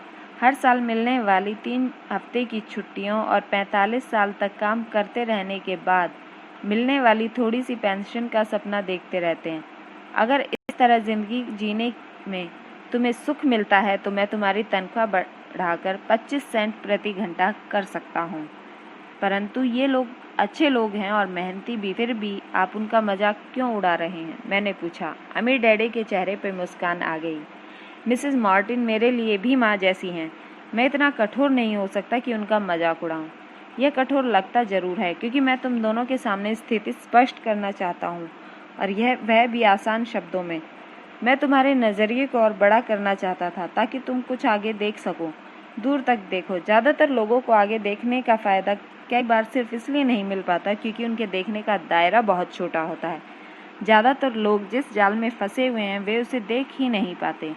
माइक और मैं वहाँ पर सोचते हुए बैठे रहे क्योंकि हम उनकी बातों का मतलब पूरी तरह से समझ नहीं सके थे। उनकी बातें सुनने में कठोर और कड़वी लग रही थी परंतु हम यह भी जानते थे कि वे हमें कुछ सिखाने की कोशिश कर रहे हैं। मुस्कुराहट के साथ अमीर डैडी ने कहा, क्या 25 सेंट प्रति घंटे का ऑफर अच्छा नहीं लगा? क्या इससे दिल की धड़कन तेज नहीं हुई? मैंने अपना सिर नहीं में हिलाया, जबकि असल में ऐसा ही हुआ था। 1 घंटे के काम के बदले 25 सेंट मेरे हिसाब से बहुत बढ़िया सौदा था। अच्छा, मैं तुम्हें 1 घंटे के $1 दूंगा, अमीर डैडी ने शरारत भरी मुस्कान के साथ कहा। अब मेरा दिल तूफान मेल की तरह दौड़ रहा था। दिमाग चीख चीख कर कह रहा था, इसकी बात मान लो, मान लो। मुझे अपने कानों पर भरोसा नहीं हो रहा था, परंतु फिर भी मैं चुप बैठा रहा। अच्छा, $2 प्रति घंटे। मुझे ऐसा लग रहा था जैसे छोटे से 9 साल पुराने दिमाग में किसी ने बम फोड़ दिया हो। 1956 में $2 प्रति घंटे की कमाई मुझे दुनिया का सबसे अमीर आदमी बना देती, और मैं इतना सारा पैसा कमाने की कल्पना भी नहीं कर सकता था। मैं हाँ कहना चाहता था, मैं सौदा पक्का करना चाहता था। मुझे नई साइकिल दिख रही थी, नए बेसबॉल के ग्लव्स दिख रहे थे। मेरे पास कड़क नोट देखकर मेरे दोस्तों की जलन और तारीफ भी मुझे साफ दिख रही थी। सबसे बड़ी बात तो यह थी कि जिमी और उसके अमीर दोस्त मुझे फिर कभी गरीब नहीं कह सकते थे, परंतु किसी वजह से मैं खामोश खड़ा रहा। हो सकता है मेरे दिमाग में गर्मी बढ़ने से उसका फ्यूज उड़ गया हो, परंतु मन ही मन $2 प्रति घंटे का ऑफर मानने के लिए बेताब था। आइसक्रीम पिघल चुकी थी और मेरे हाथ में बह रही थी। आइसक्रीम की डंडी खाली थी, इसके नीचे वनीला और चॉकलेट के टुकड़े थे, जिसके मजे चींटियां ले रही थी।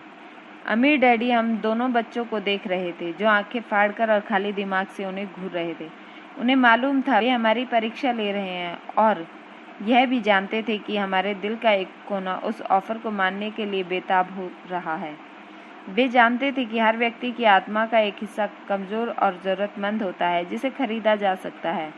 वे यह भी जानते थे कि हर व्यक्ति की आत्मा का एक हिस्सा मजबूत और दृढ़ निश्चयी होता है, जिसे कभी नहीं खरीदा जा सकता। असल सवाल यह था कि इनमें से कौन सा हिस्सा ज़्यादा ताकतवर है। उन्होंने अपनी ज़िंदगी में हजारों लोगों की परीक्षा ली थी। जब वे नौकरी मांगने के लिए आए लोगों का इंटरव्यू लेते थे, तो वे हर बार इन आत्माओं की परीक्षा लेते थे। अच्छा, $5 प्रति घंटे। अचानक मेरे अंदर शांति छा गई। कुछ था जो बदल गया, और फिर बहुत ही बड़ा था और मूर्खतापूर्ण लग रहा था। 1956 में गिने चुने वयस्कों को $5 प्रति घंटे से ज़्यादा मिलता होगा। लालच खत्म हो गया था और इसकी जगह शांति ने ले ली थी।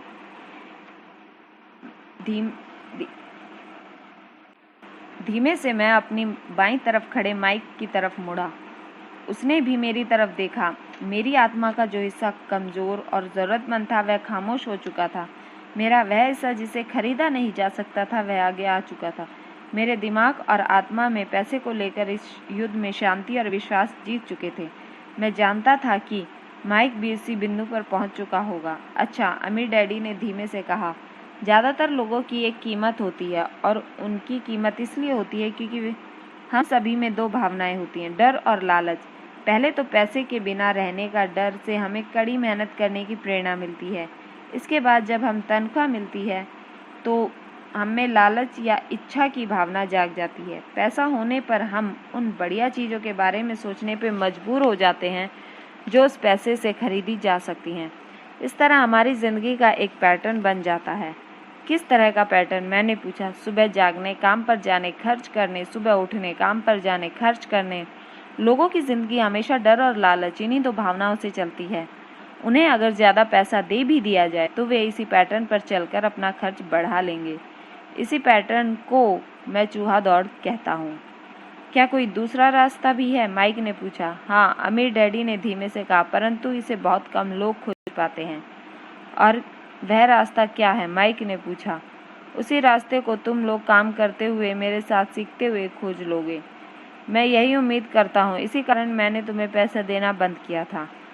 इस बारे में कोई संकेत तो दीजिए, माइक ने कहा। हम लोग मेहनत से काम करते करते थक चुके हैं, खासकर तब जब इसके बदले में हमें कुछ नहीं मिल रहा है। पहला कदम तो तुम यह सोच लो, सच बोलो, अमीर डैडी ने कहा। हम लोग झूठ नहीं बोल रहे हैं, मैंने कहा। मैंने कब कहा तुम लोग झूठ बोल रहे हो?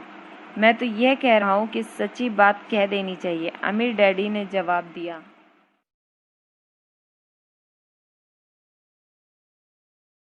किस बारे में? मैंने कहा। इस बारे में कि तुम लोगों को कैसा लग रहा है, अमीर डैडी ने कहा। तुम्हें यह किसी और से कहने की ज़रूरत नहीं है, सिर्फ अपने आप से सच बोलो। आपके कहने का मतलब है कि इस पार्क में मौजूद लोग आपके लिए काम करने वाले लोग, मिसेस मार्टिन, ये सब लोग ऐसा नहीं करते। मुझे ऐसा ही लगता है, अमीर डैडी ने कहा। इसके बजाय उन्हें पैसा नहीं होने का डर सताता रहता है। उस डर का सामना करने के बजाय, सोचने के बजाय, ये लोग सिर्फ प्रतिक्रिया करते रहते हैं। इस दौरान वे दिल से काम लेते हैं, दिमाग से नहीं। अमीर डैडी ने अपने सिर पर उंगली ठोकते हुए कहा। फिर उनके हाथ में कुछ पैसा आ जाता है और उनमें खुशी, इच्छा और लालच की भावनाएं जाग जाती हैं और एक बार फिर वे दिमाग से सोचने की बजाय दिल से काम करने लगते हैं। तो वे दिल से यानी अपनी भावनाओं से सोचते हैं, माइक ने कहा।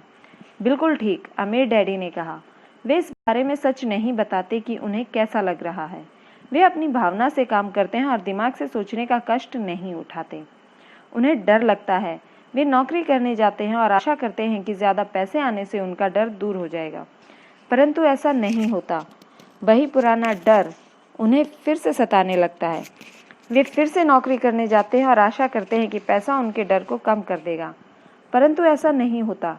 डर के कारण ही वे नौकरी के जाल में फंसे रहते हैं। पैसा कमाते हैं, काम करते हैं, पैसा कमाते हैं और आशा करते हैं कि डर से उनका पीछा छूट जाएगा, परंतु हर रोज जब वे उठते हैं तो उनका पुराना डर भी उनके साथ उठता है। वही पुराना डर करोड़ों लोगों को रात भर जगाता है और उनकी रात बहुत चिंता और परेशानी में गुजरती है। इसलिए वे उठते हैं, काम पर जाते हैं और यह आशा करते हैं कि तनख्वाह के चेक से उनके दिल को कुतरने वाले इस डर को वे मौत के घाट उतार देंगे। सच बात तो यह है कि पैसा उनकी जिंदगी को चला रहा है, परंतु वे इस बारे में कभी सच नहीं बोलते।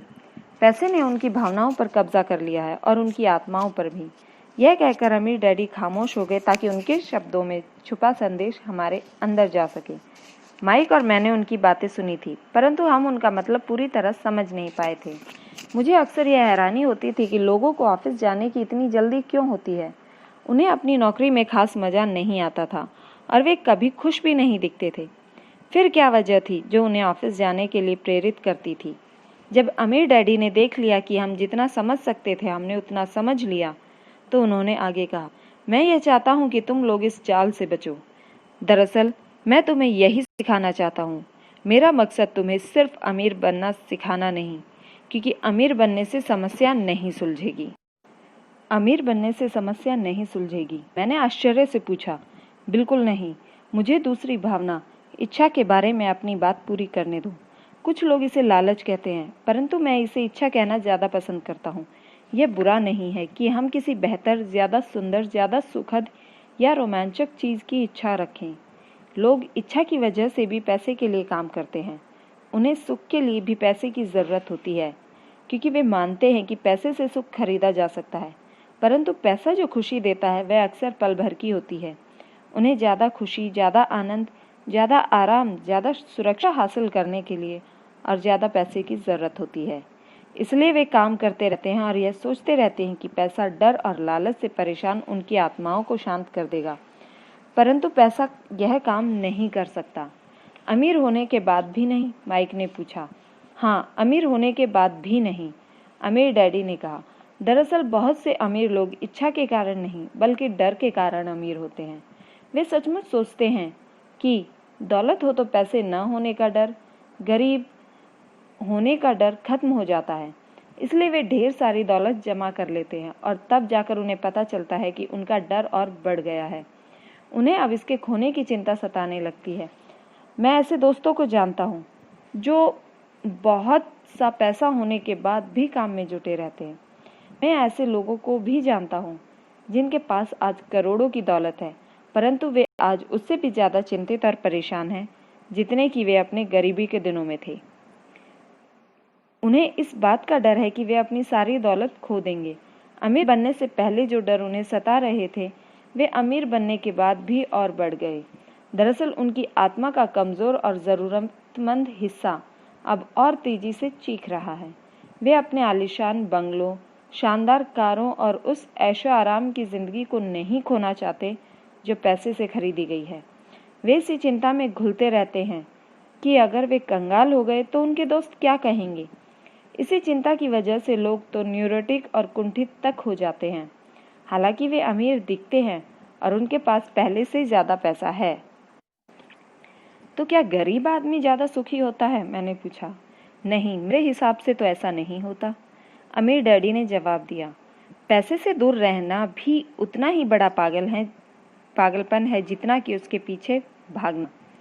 उसी समय कस्बे का एक पागल हमारी मेज के पास से गुजरा और कूड़ेदान के पास जाकर उसमें कुछ ढूंढने लगा, जैसे उसे किसी ने समझाकर भेजा हो। चर्चा के इस मोड़ पर हम तीनों उसकी हरकतों को दिलचस्पी के साथ देख रहे थे, जबकि इससे पहले हमने उसे नज़रअंदाज कर दिया होता। अमीर डैडी ने अपने पर्स में से $1 निकाला और उस पागल बूढ़े को अपने पास आने का इशारा किया। पैसा देखते ही वह तत्काल चला आया।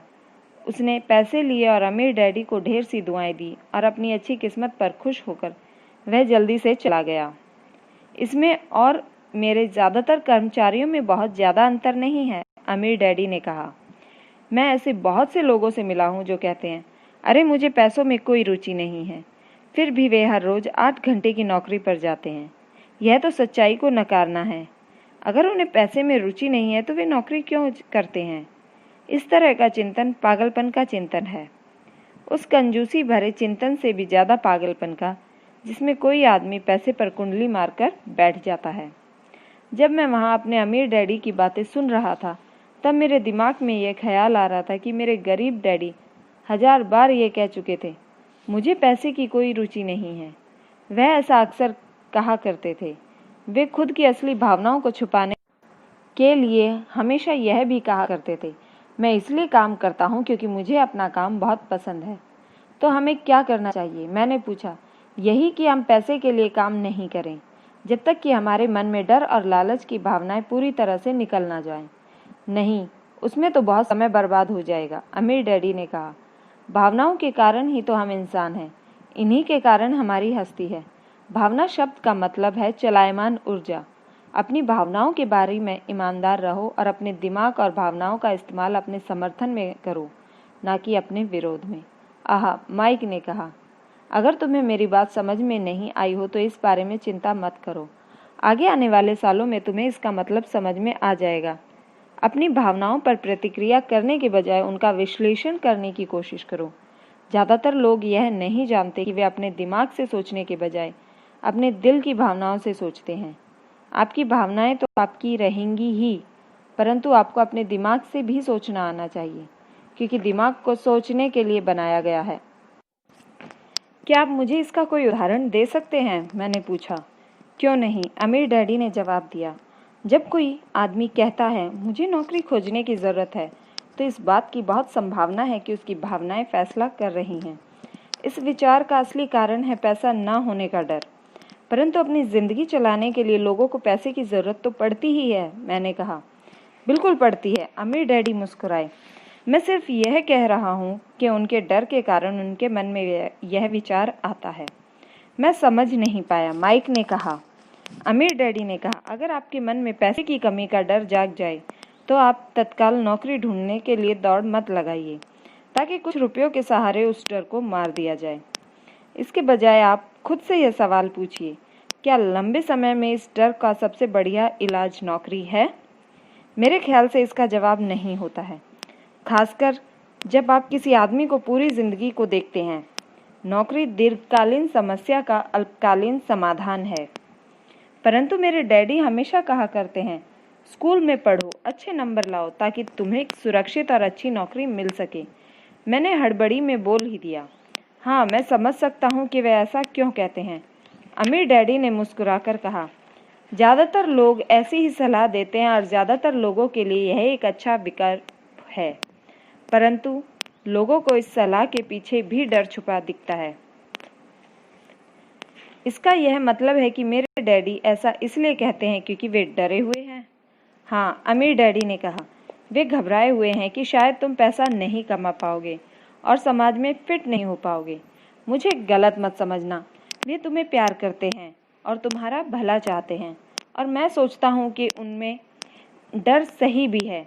शिक्षा और नौकरी महत्वपूर्ण है, परंतु इससे डर का इलाज नहीं होता। वही डर जो उन्हें सुबह उठकर कुछ रुपए कमाने के लिए प्रेरित करता है। इसी डर के कारण वे तुम्हें स्कूल जाने पर इतना जोर देते हैं। तो आपकी सलाह क्या है? मैंने पूछा। मैं चाहता हूँ कि तुम्हें पैसे की ताकत पर काबू पाना सिखाऊं। पैसे का डर तुम्हारे दिमाग से निकल जाना चाहिए और यह स्कूल में नहीं सिखाया जाता। अगर तुम इसे नहीं सीखोगे तो तुम पैसे के गुलाम बन जाओगे। अब उनकी बातें मेरी समझ में आ रही थीं। वे हमारे विचारों को ज़्यादा व्यापक बनाना चाहते थे। वे चाहते थे कि जो मिसेस मार्टिन नहीं देख सकती थी, उनके कर्मचारी नहीं देख सकते थे या मेरे डैडी तक नहीं देख सकते थे, वह देखने की योग्यता हम में आ जाए। उन्होंने जो उदाहरण दिए थे वे उस समय कठोर जरूर लग रहे थे, परंतु मैं उन्हें कभी नहीं भूला। मेरा नज़रिया उस दिन बहुत बड़ा हो गया था। अब मैं उस जाल को देख सकता था जो ज़्यादातर लोगों के सामने बिछा होता है। देखो, आखिरकार हम सभी लोग कर्मचारी हैं। हम केवल अलग अलग स्तरों पर काम करते हैं, अमीर डैडी ने कहा। मैं तुम लोगों को बस यही चाहता हूँ कि तुम लोग इस जाल से बचो।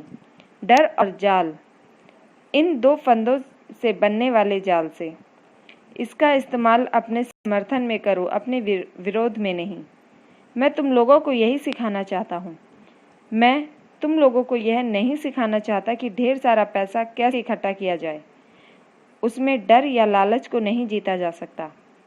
अगर तुम्हें डर और लालच पर काबू पाना नहीं आता तो तुम चाहे कितने भी अमीर आदमी बन जाओ, असलियत में तुम एक बड़ी तनख्वाह पाने वाले गुलाम ही रहोगे। तो हम किस तरह इस जाल से बच सकते हैं? मैंने पूछा। गरीबी या पैसे की तंगी का खास कारण डर और अज्ञान होता है, ना कि अर्थव्यवस्था या सरकार या अमीर लोग। यह खुद का ओढ़ा हुआ डर या अज्ञान होता है जो लोगों को इस जाल में फंसाए रखता है। इसलिए तुम बच्चों को स्कूल जाना चाहिए और अपने कॉलेज की पढ़ाई पूरी करनी चाहिए। मैं तुम लोगों को यह ज़रूर सिखाऊंगा कि इस जाल से कैसे बचा जा सकता है। पहेली के टुकड़े अब सामने आ चुके थे।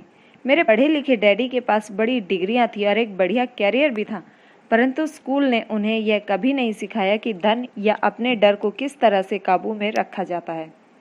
अब मैं समझ चुका था कि मैं अपने दोनों डैडियों से अलग अलग परंतु महत्वपूर्ण बातें सीख सकता हूँ। तो आप पैसा न होने के डर के बारे में बात कर रहे हैं। पैसे की इच्छा किस तरह हमारे सोच पर असर डालती है? माइक ने पूछा। तुम्हें तब कैसा महसूस हुआ था जब मैंने तुम्हारी तनख्वाह बढ़ाने का लालच दिया था? क्या तुमने यह देखा था कि तुम्हारी इच्छाएं किस तरह बढ़ रही थी? हमने अपने सिर को हिलाकर हामी भरी, पर तुमने अपनी भावनाओं के सामने हार नहीं मानी और इस कारण तुम लोगों ने जल्दबाजी में काम नहीं लिया। इससे तुम्हें सोचने का वक्त मिल गया। यह सबसे महत्वपूर्ण है। हमें हमेशा डर और लालच की भावनाएं रहेंगी। इसी क्षण में तुम लोगों के लिए यह सबसे महत्वपूर्ण है कि तुम लोग इन भावनाओं का इस्तेमाल अपने समर्थन में करो और लंबे समय तक ऐसा करो। अपनी भावनाओं को अपने दिमाग पर हावी मत होने दो। इस तरह अपने विचारों को दूषित मत होने दो। ज़्यादातर लोग डर और लालच का इस्तेमाल खुद के विरोध में करते हैं। यह अज्ञान की शुरुआत होती है। डर और इच्छा की भावनाओं के कारण ही ज़्यादातर लोग तनख्वाह के चेक, तनख्वाह में बढ़ोतरी और नौकरी की सुरक्षा के पीछे भागते भागते अपनी पूरी जिंदगी निकाल देते हैं। असल में वे यह सोचते ही नहीं कि भावनाओं के आधार पर बने हुए ये विचार उन्हें किस तरफ ले जा रहे हैं। उन्हें तो वही बात हो गई जिसमें गाड़ी खींचने वाले गधे के सामने उसका मालिक गाजर लटकाए रखता है, जो उसकी नाक के ठीक सामने होती है। गधे का मालिक जहाँ जाना चाहता है वहाँ जाता है, परंतु गधा तो लालच के कारण भाग रहा था। कल गधे के लिए दूसरी गाजर आ जाएगी और गधा उसका पीछा करने लगेगा। आपके कहने का यह मतलब है कि जिस समय मैंने नए बेसबॉल ग्लव्स, कैंडी और खिलौनों के सपने देखने शुरू किए, उस समय मेरी हालत उस गधे की तरह हो गई थी जो गाजर के पीछे भागता है? माइक ने पूछा। हाँ, और उम्र के साथ साथ तुम्हारे खिलौने भी ज़्यादा महंगे होते जाएंगे।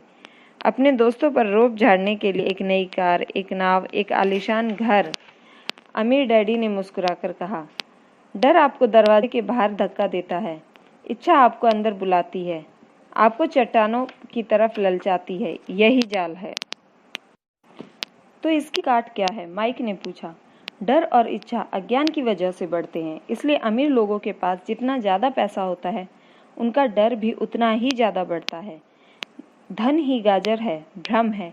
अगर गधा पूरी तस्वीर देख सकता तो शायद वह गाजर का पीछा करने के अपने फैसले पर दोबारा सोचता। अमीर डैडी ने यह समझाया कि आदमी की जिंदगी अज्ञान और ज्ञान के बीच होने वाला संघर्ष है। उन्होंने बताया कि एक बार कोई आदमी खुद के बारे में ज्ञान की खोज करना बंद कर देता है तो उसकी ज़िंदगी में अज्ञान घुस जाता है। यह संघर्ष हर पल होता है। इसलिए हमें यह फैसला करना है, यह सीखना है कि अपने दिमाग को खुला रखा जाए या इसे बंद कर लिया जाए। देखो, स्कूल बहुत ज़्यादा महत्वपूर्ण है। आप स्कूल इसलिए जाते हैं ताकि आप वहाँ कोई कला या व्यवसाय सीख सकें और इस तरह से अपने समाज में योगदान दे सकें।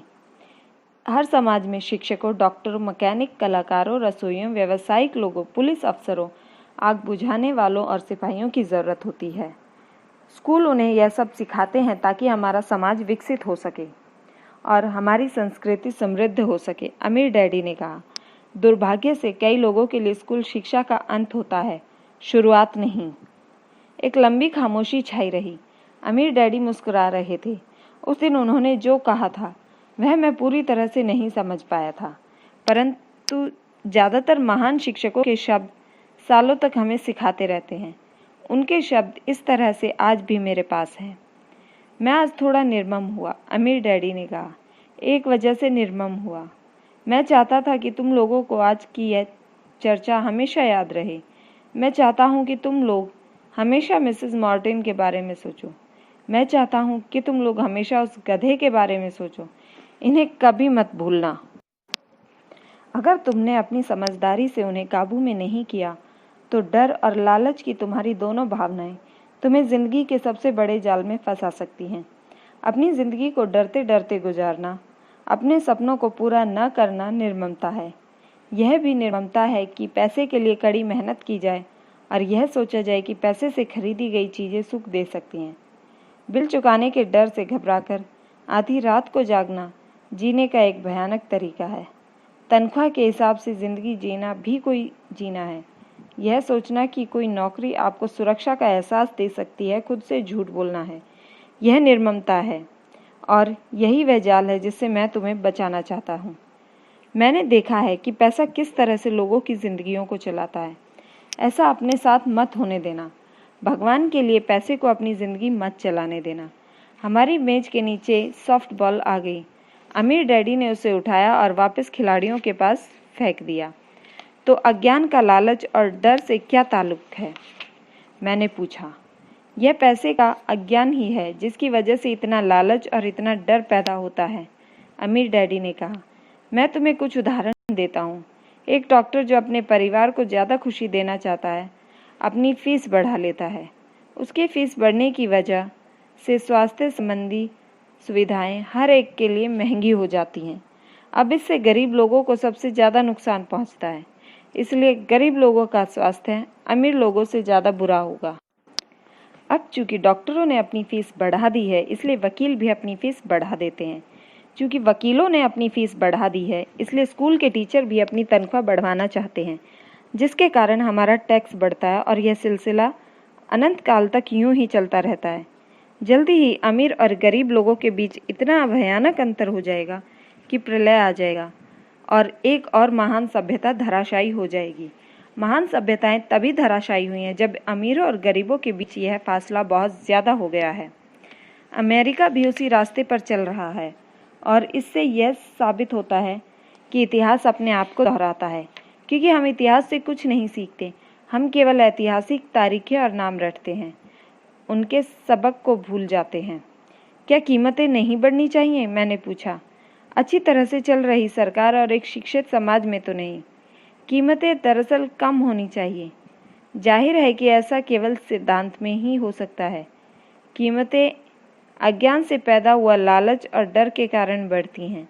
अगर स्कूलों में धन के बारे में सिखाया जाता तो लोगों के पास पैसा होता और बाजार की कीमतें भी कम होती, परंतु स्कूल में तो हमें सिर्फ पैसे के लिए काम करना सिखाया जाता है।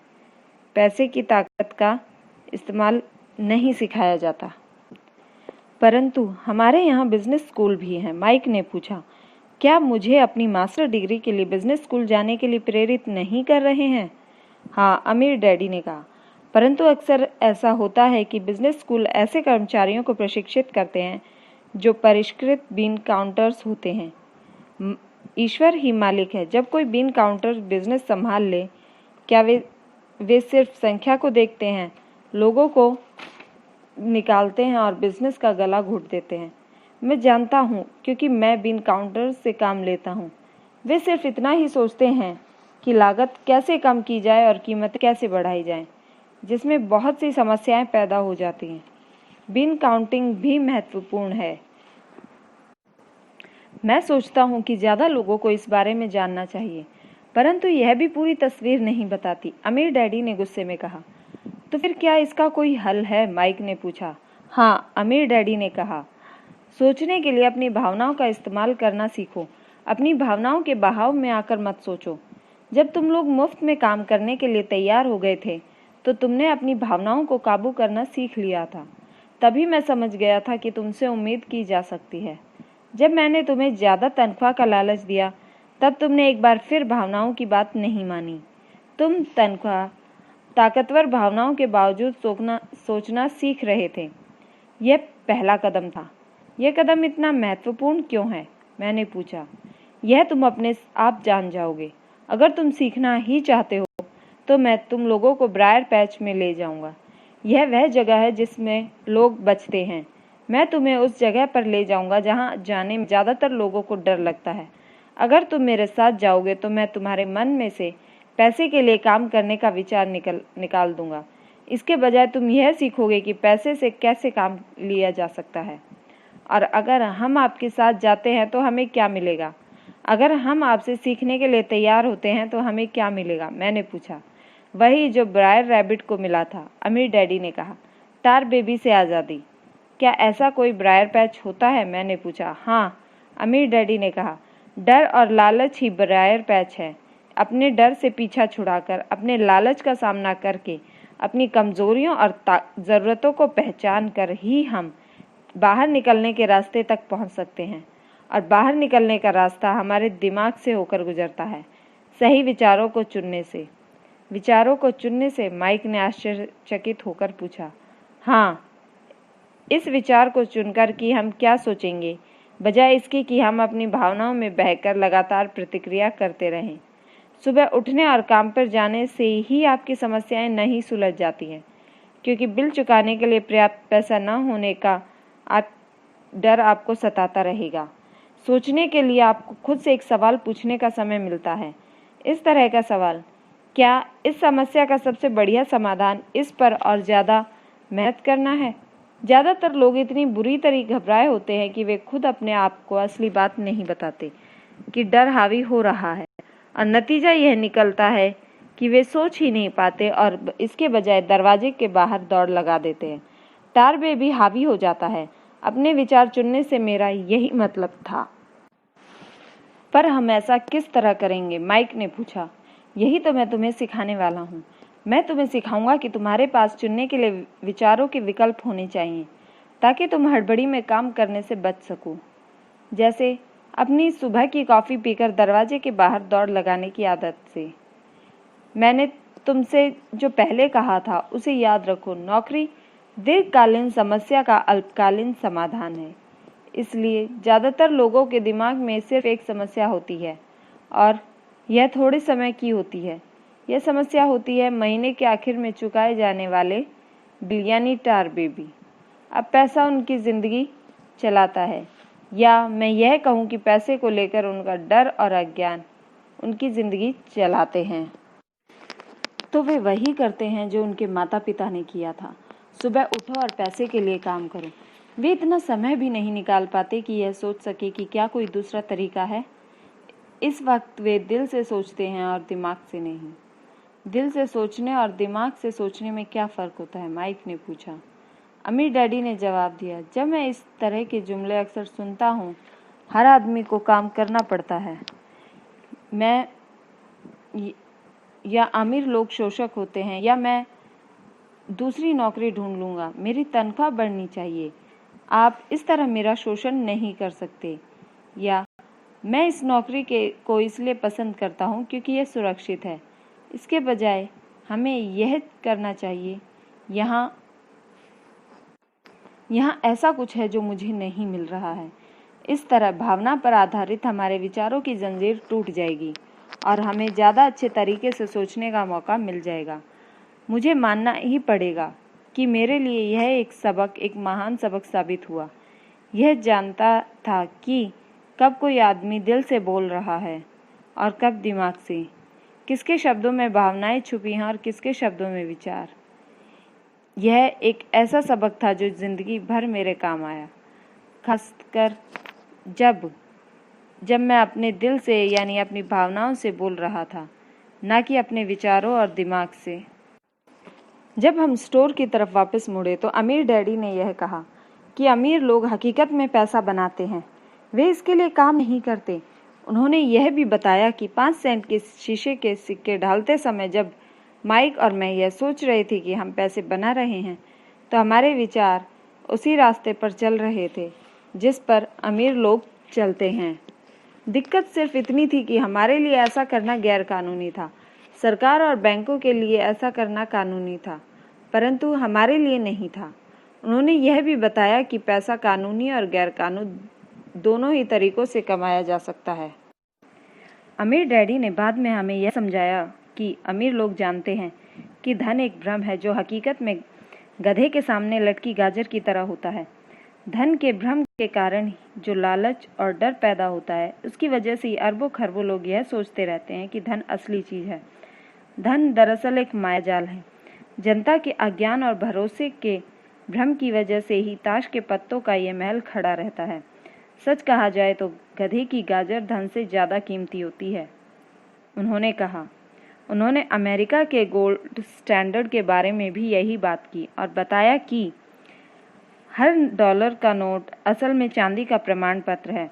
उन्होंने इस अफवाह से चिंता हो रही थी कि किसी दिन हम लोग गोल्ड स्टैंडर्ड को छोड़ देंगे और हमारे असली डॉलर चांदी के प्रमाण पत्र नहीं रहेंगे। ऐसा जब होगा बच्चों तो कयामत आ जाएगी। गरीब, मध्यवर्गीय और नासमझ लोगों की जिंदगी सिर्फ इसलिए बर्बाद हो जाएगी क्योंकि वह ये भरोसा करते रहेंगे कि धन ही असली चीज है और वे जिस कंपनी के लिए काम करते हैं वह कंपनी या सरकार उनका ध्यान रखेगी। उनकी बातें उस दिन हमारी समझ में नहीं आ रही थी, परंतु सालों बाद जाकर मुझे यह समझ में आया कि यह बड़े पते की बात थी। वह देखना जो दूसरे नहीं देख पाते। जब वे अपने पिकअप ट्रक में चढ़े तो उन्होंने कहा, काम चालू रखो बच्चों, पर इतनी जल्दी तुम तनख्वाह की ज़रूरत को भूल जाओगे। तुम्हारे आगे की ज़िंदगी उतनी ही आसान हो जाएगी। अपने दिमाग का इस्तेमाल करो, मुफ्त में काम करो और जल्दी तुम्हारा दिमाग तुम्हें पैसे कमाने के दूसरे तरीके बता देगा। उन तरीकों से तुम इस नौकरी से ज़्यादा कमा लोगे। तुम ऐसी चीज़ देख पाओगे जो दूसरे लोग कभी नहीं देख पाते। मौके उनकी नाक के नीचे होते हैं, फिर भी ज़्यादातर लोग इन मौक़ों को कभी नहीं देख पाते। इसका कारण यह है कि वे पैसे और सुरक्षा ढूंढते हैं, इसलिए उन्हें यही मिलते हैं। जिस वक्त तुम एक मौका भांपने में कामयाब हो जाओगे, उसके बाद तुम जिंदगी भर मौके भांप सकते हो। जिस वक्त तुम ऐसा कर लोगे, मैं तुम लोगों को कुछ और बातें सिखाऊंगा। इस बात को ध्यान से समझ लो कि ताकि तुम जिंदगी के सबसे बड़े जाल से बच सको। वह टायर बेबी तुम्हें कभी नहीं छू पाएगा। माइक और मैंने स्टोर से अपनी चीज़ें उठाई और मिसेस मॉर्टिन से गुड बाय कहा। हम वापस पार्क गए, उसी पिकनिक बेंच पर बैठे जहाँ घंटों तक सोचते रहे और बातें करते रहे। हमने अगला हफ्ता स्कूल में सोचते हुए और इस बारे में बातें करते हुए बिताया। 2 सप्ताह तक हम लोग सोचते रहे, बातें करते रहे और मुफ्त में काम करते रहे। दूसरे शनिवार के आखिर में मैं मिसेस मार्टिन से दोबारा गुड बाय कर रहा था और कॉमिक बुक स्टैंड को ललचाई नज़र से देख रहा था। हर शनिवार 30 सेंट न मिलने से सबसे दुखद बात यह थी कि मेरे पास कॉमिक खरीदने के लिए बिल्कुल भी पैसे नहीं थे। अचानक जब मिसेस मार्टिन मुझे माइक को गुड बाय कर रही थी, मैंने उन्हें एक ऐसा काम करते देखा जो इससे पहले कभी नहीं देखा था। मेरा मतलब है कि मैंने इसके पहले उन्हें ऐसा करते तो देखा था, पर उस पर ध्यान नहीं दिया था। मिसेस मार्टिन ने कॉमिक्स के पहले पेज को आधे में काटा और उसे संभालकर अपने पास रख लिया। बाकी की पुस्तक को उन्होंने एक बड़े से भूरे कार्डबोर्ड के बक्से में डाल दिया। जब मैंने उनसे पूछा कि वे इन कॉमिक्स का क्या करती हैं, तो उन्होंने कहा, मैं इन्हें फेंक देती हूँ। जब वह नई कॉमिक्स लाता है तो मैं उनके ऊपर के आधे कवर को क्रेडिट के लिए कॉमिक बुक डिस्ट्रीब्यूटर को दे देती हूँ। वह 1 घंटे में आने ही वाला है। माइक और मैंने 1 घंटे तक इंतज़ार किया। जल्दी ही डिस्ट्रीब्यूटर आया और मैंने उससे पूछा कि क्या हमें कॉमिक्स मिल सकती है। इस पर उसने जवाब दिया, आपको मिल सकती है अगर आप इस स्टोर में काम करते हैं और अगर आप यह वादा करें कि आप इन्हें दोबारा नहीं बेचेंगे। हमारी पार्टनरशिप एक बार फिर कायम हो गई। माइक की मम्मी ने बेसमेंट में हमें एक खाली कमरा दे दिया जो उनके किसी काम नहीं आता था। हमने इसकी सफाई करके उसमें सैकड़ों कॉमिक्स जमा कर ली। जल्दी ही हमारी कॉमिक्स लाइब्रेरी जनता के लिए खोल दी गई। माइक की छोटी बहन को पढ़ने का बहुत शौक था, इसलिए हमने उसे अपना लाइब्रेरियन बना दिया। लाइब्रेरी में आने और कॉमिक्स पढ़ने के लिए वह हर बच्चे से 10 सेंट लेती थी। स्कूल खत्म होने के बाद हर दोपहर 2:30 से 4:30 तक लाइब्रेरी खुलती थी। पड़ोस के बहुत से बच्चे इसके ग्राहक बन गए थे और वे जितनी चाहें उतनी कॉमिक्स पढ़ सकते थे। यह उनके लिए एक बढ़िया सौदा था क्योंकि एक कॉमिक्स की कीमत 10 सेंट होती थी और 2 घंटों में वे 5 या 6 कॉमिक्स पढ़ लेते थे। माइक की बहन लौटते समय बच्चों की तलाशी लेती थी और यह देखती थी कि वे अपने कपड़ों में कॉमिक्स छुपाकर तो नहीं ले जा रहे हैं। वह इस बात का रिकॉर्ड भी रखती थी कि हर रोज कितने बच्चे आए और उनका नाम क्या था और उनके सुझाव क्या थे। माइक और मुझे 3 महीने तक हर हफ्ते $9.5 का औसत लाभ हुआ। हमने उसकी बहन को हर हफ्ते $1 का भुगतान किया और उसे मुफ्त में कॉमिक्स पढ़ने का फ़ायदा भी दिया। हालांकि वह कॉमिक्स कभी कभार ही पढ़ती थी क्योंकि वह हमेशा अपनी ही पढ़ाई में लगी रहती थी। माइक और मैं समझौते के मुताबिक हर शनिवार स्टोर में काम करते रहे। साथ ही हम अलग अलग दुकानों से कॉमिक्स इकट्ठे करते रहे। हमने वादे के मुताबिक कॉमिक्स नहीं बेची। जब कोई कॉमिक्स फट जाती तो हम उसे जला देते थे। हमने इसकी एक शाखा खोलने की भी कोशिश की, परंतु हमें माइक की बहन की तरह मेहनती और भरोसेमंद लाइब्रेरियन नहीं मिला। बहुत कम उम्र में ही हमने ये जान लिया था कि अच्छे स्टाफ को खोजना कितना मुश्किल होता है। लाइब्रेरी खुलने के 3 महीने बाद हमारी लाइब्रेरी में एक समस्या आ गई। दूसरे मोहल्ले के कुछ गुंडे अंदर घुस आए और उन्होंने झगड़ा शुरू कर दिया। माइक के डैडी ने सुझाव दिया कि हम अपना यह कारोबार बंद कर दें। तो इस तरह हमारा कॉमिक्स का धंधा बंद हो गया और हमने कन्वीनियंस स्टोर पर हर शनिवार काम करना भी बंद कर दिया। फिर भी अमीर डैडी रोमांचित थे क्योंकि उनके पास ऐसी बहुत सी नई बातें थी जो वे हमें सिखाना चाहते थे। वे खुश थे क्योंकि हमने उनके पहले सबक को इतनी अच्छी तरह सीख लिया था। हमने यह भी सीख लिया था कि पैसे के लिए अपने काम कैसे करवाया जाता है। स्टोर में नौकरी के बदले में पैसा नहीं मिलता था, इसलिए हमें मजबूरन अपनी कल्पना शक्ति पर जोर डालना पड़ा ताकि हम पैसा कमाने का कोई दूसरा तरीका ढूंढ सकें। कॉमिक्स लाइब्रेरी हमारा अपना व्यवसाय था। हमारा धन हमारे काबू में था और हम किसी मालिक के मोहताज नहीं थे। इसमें सबसे अच्छी बात यह थी कि हमारे व्यवसाय से हमें तब भी पैसा मिलता था जब हम वहाँ स्वयं मौजूद नहीं होते थे। उस समय हम पैसे के लिए काम नहीं करते थे, बल्कि हमारा पैसा हमारे लिए काम करता था। ज़्यादा तनख्वाह देने के बजाय अमीर डैडी ने हमें इतनी बढ़िया नसीहत दे दी थी।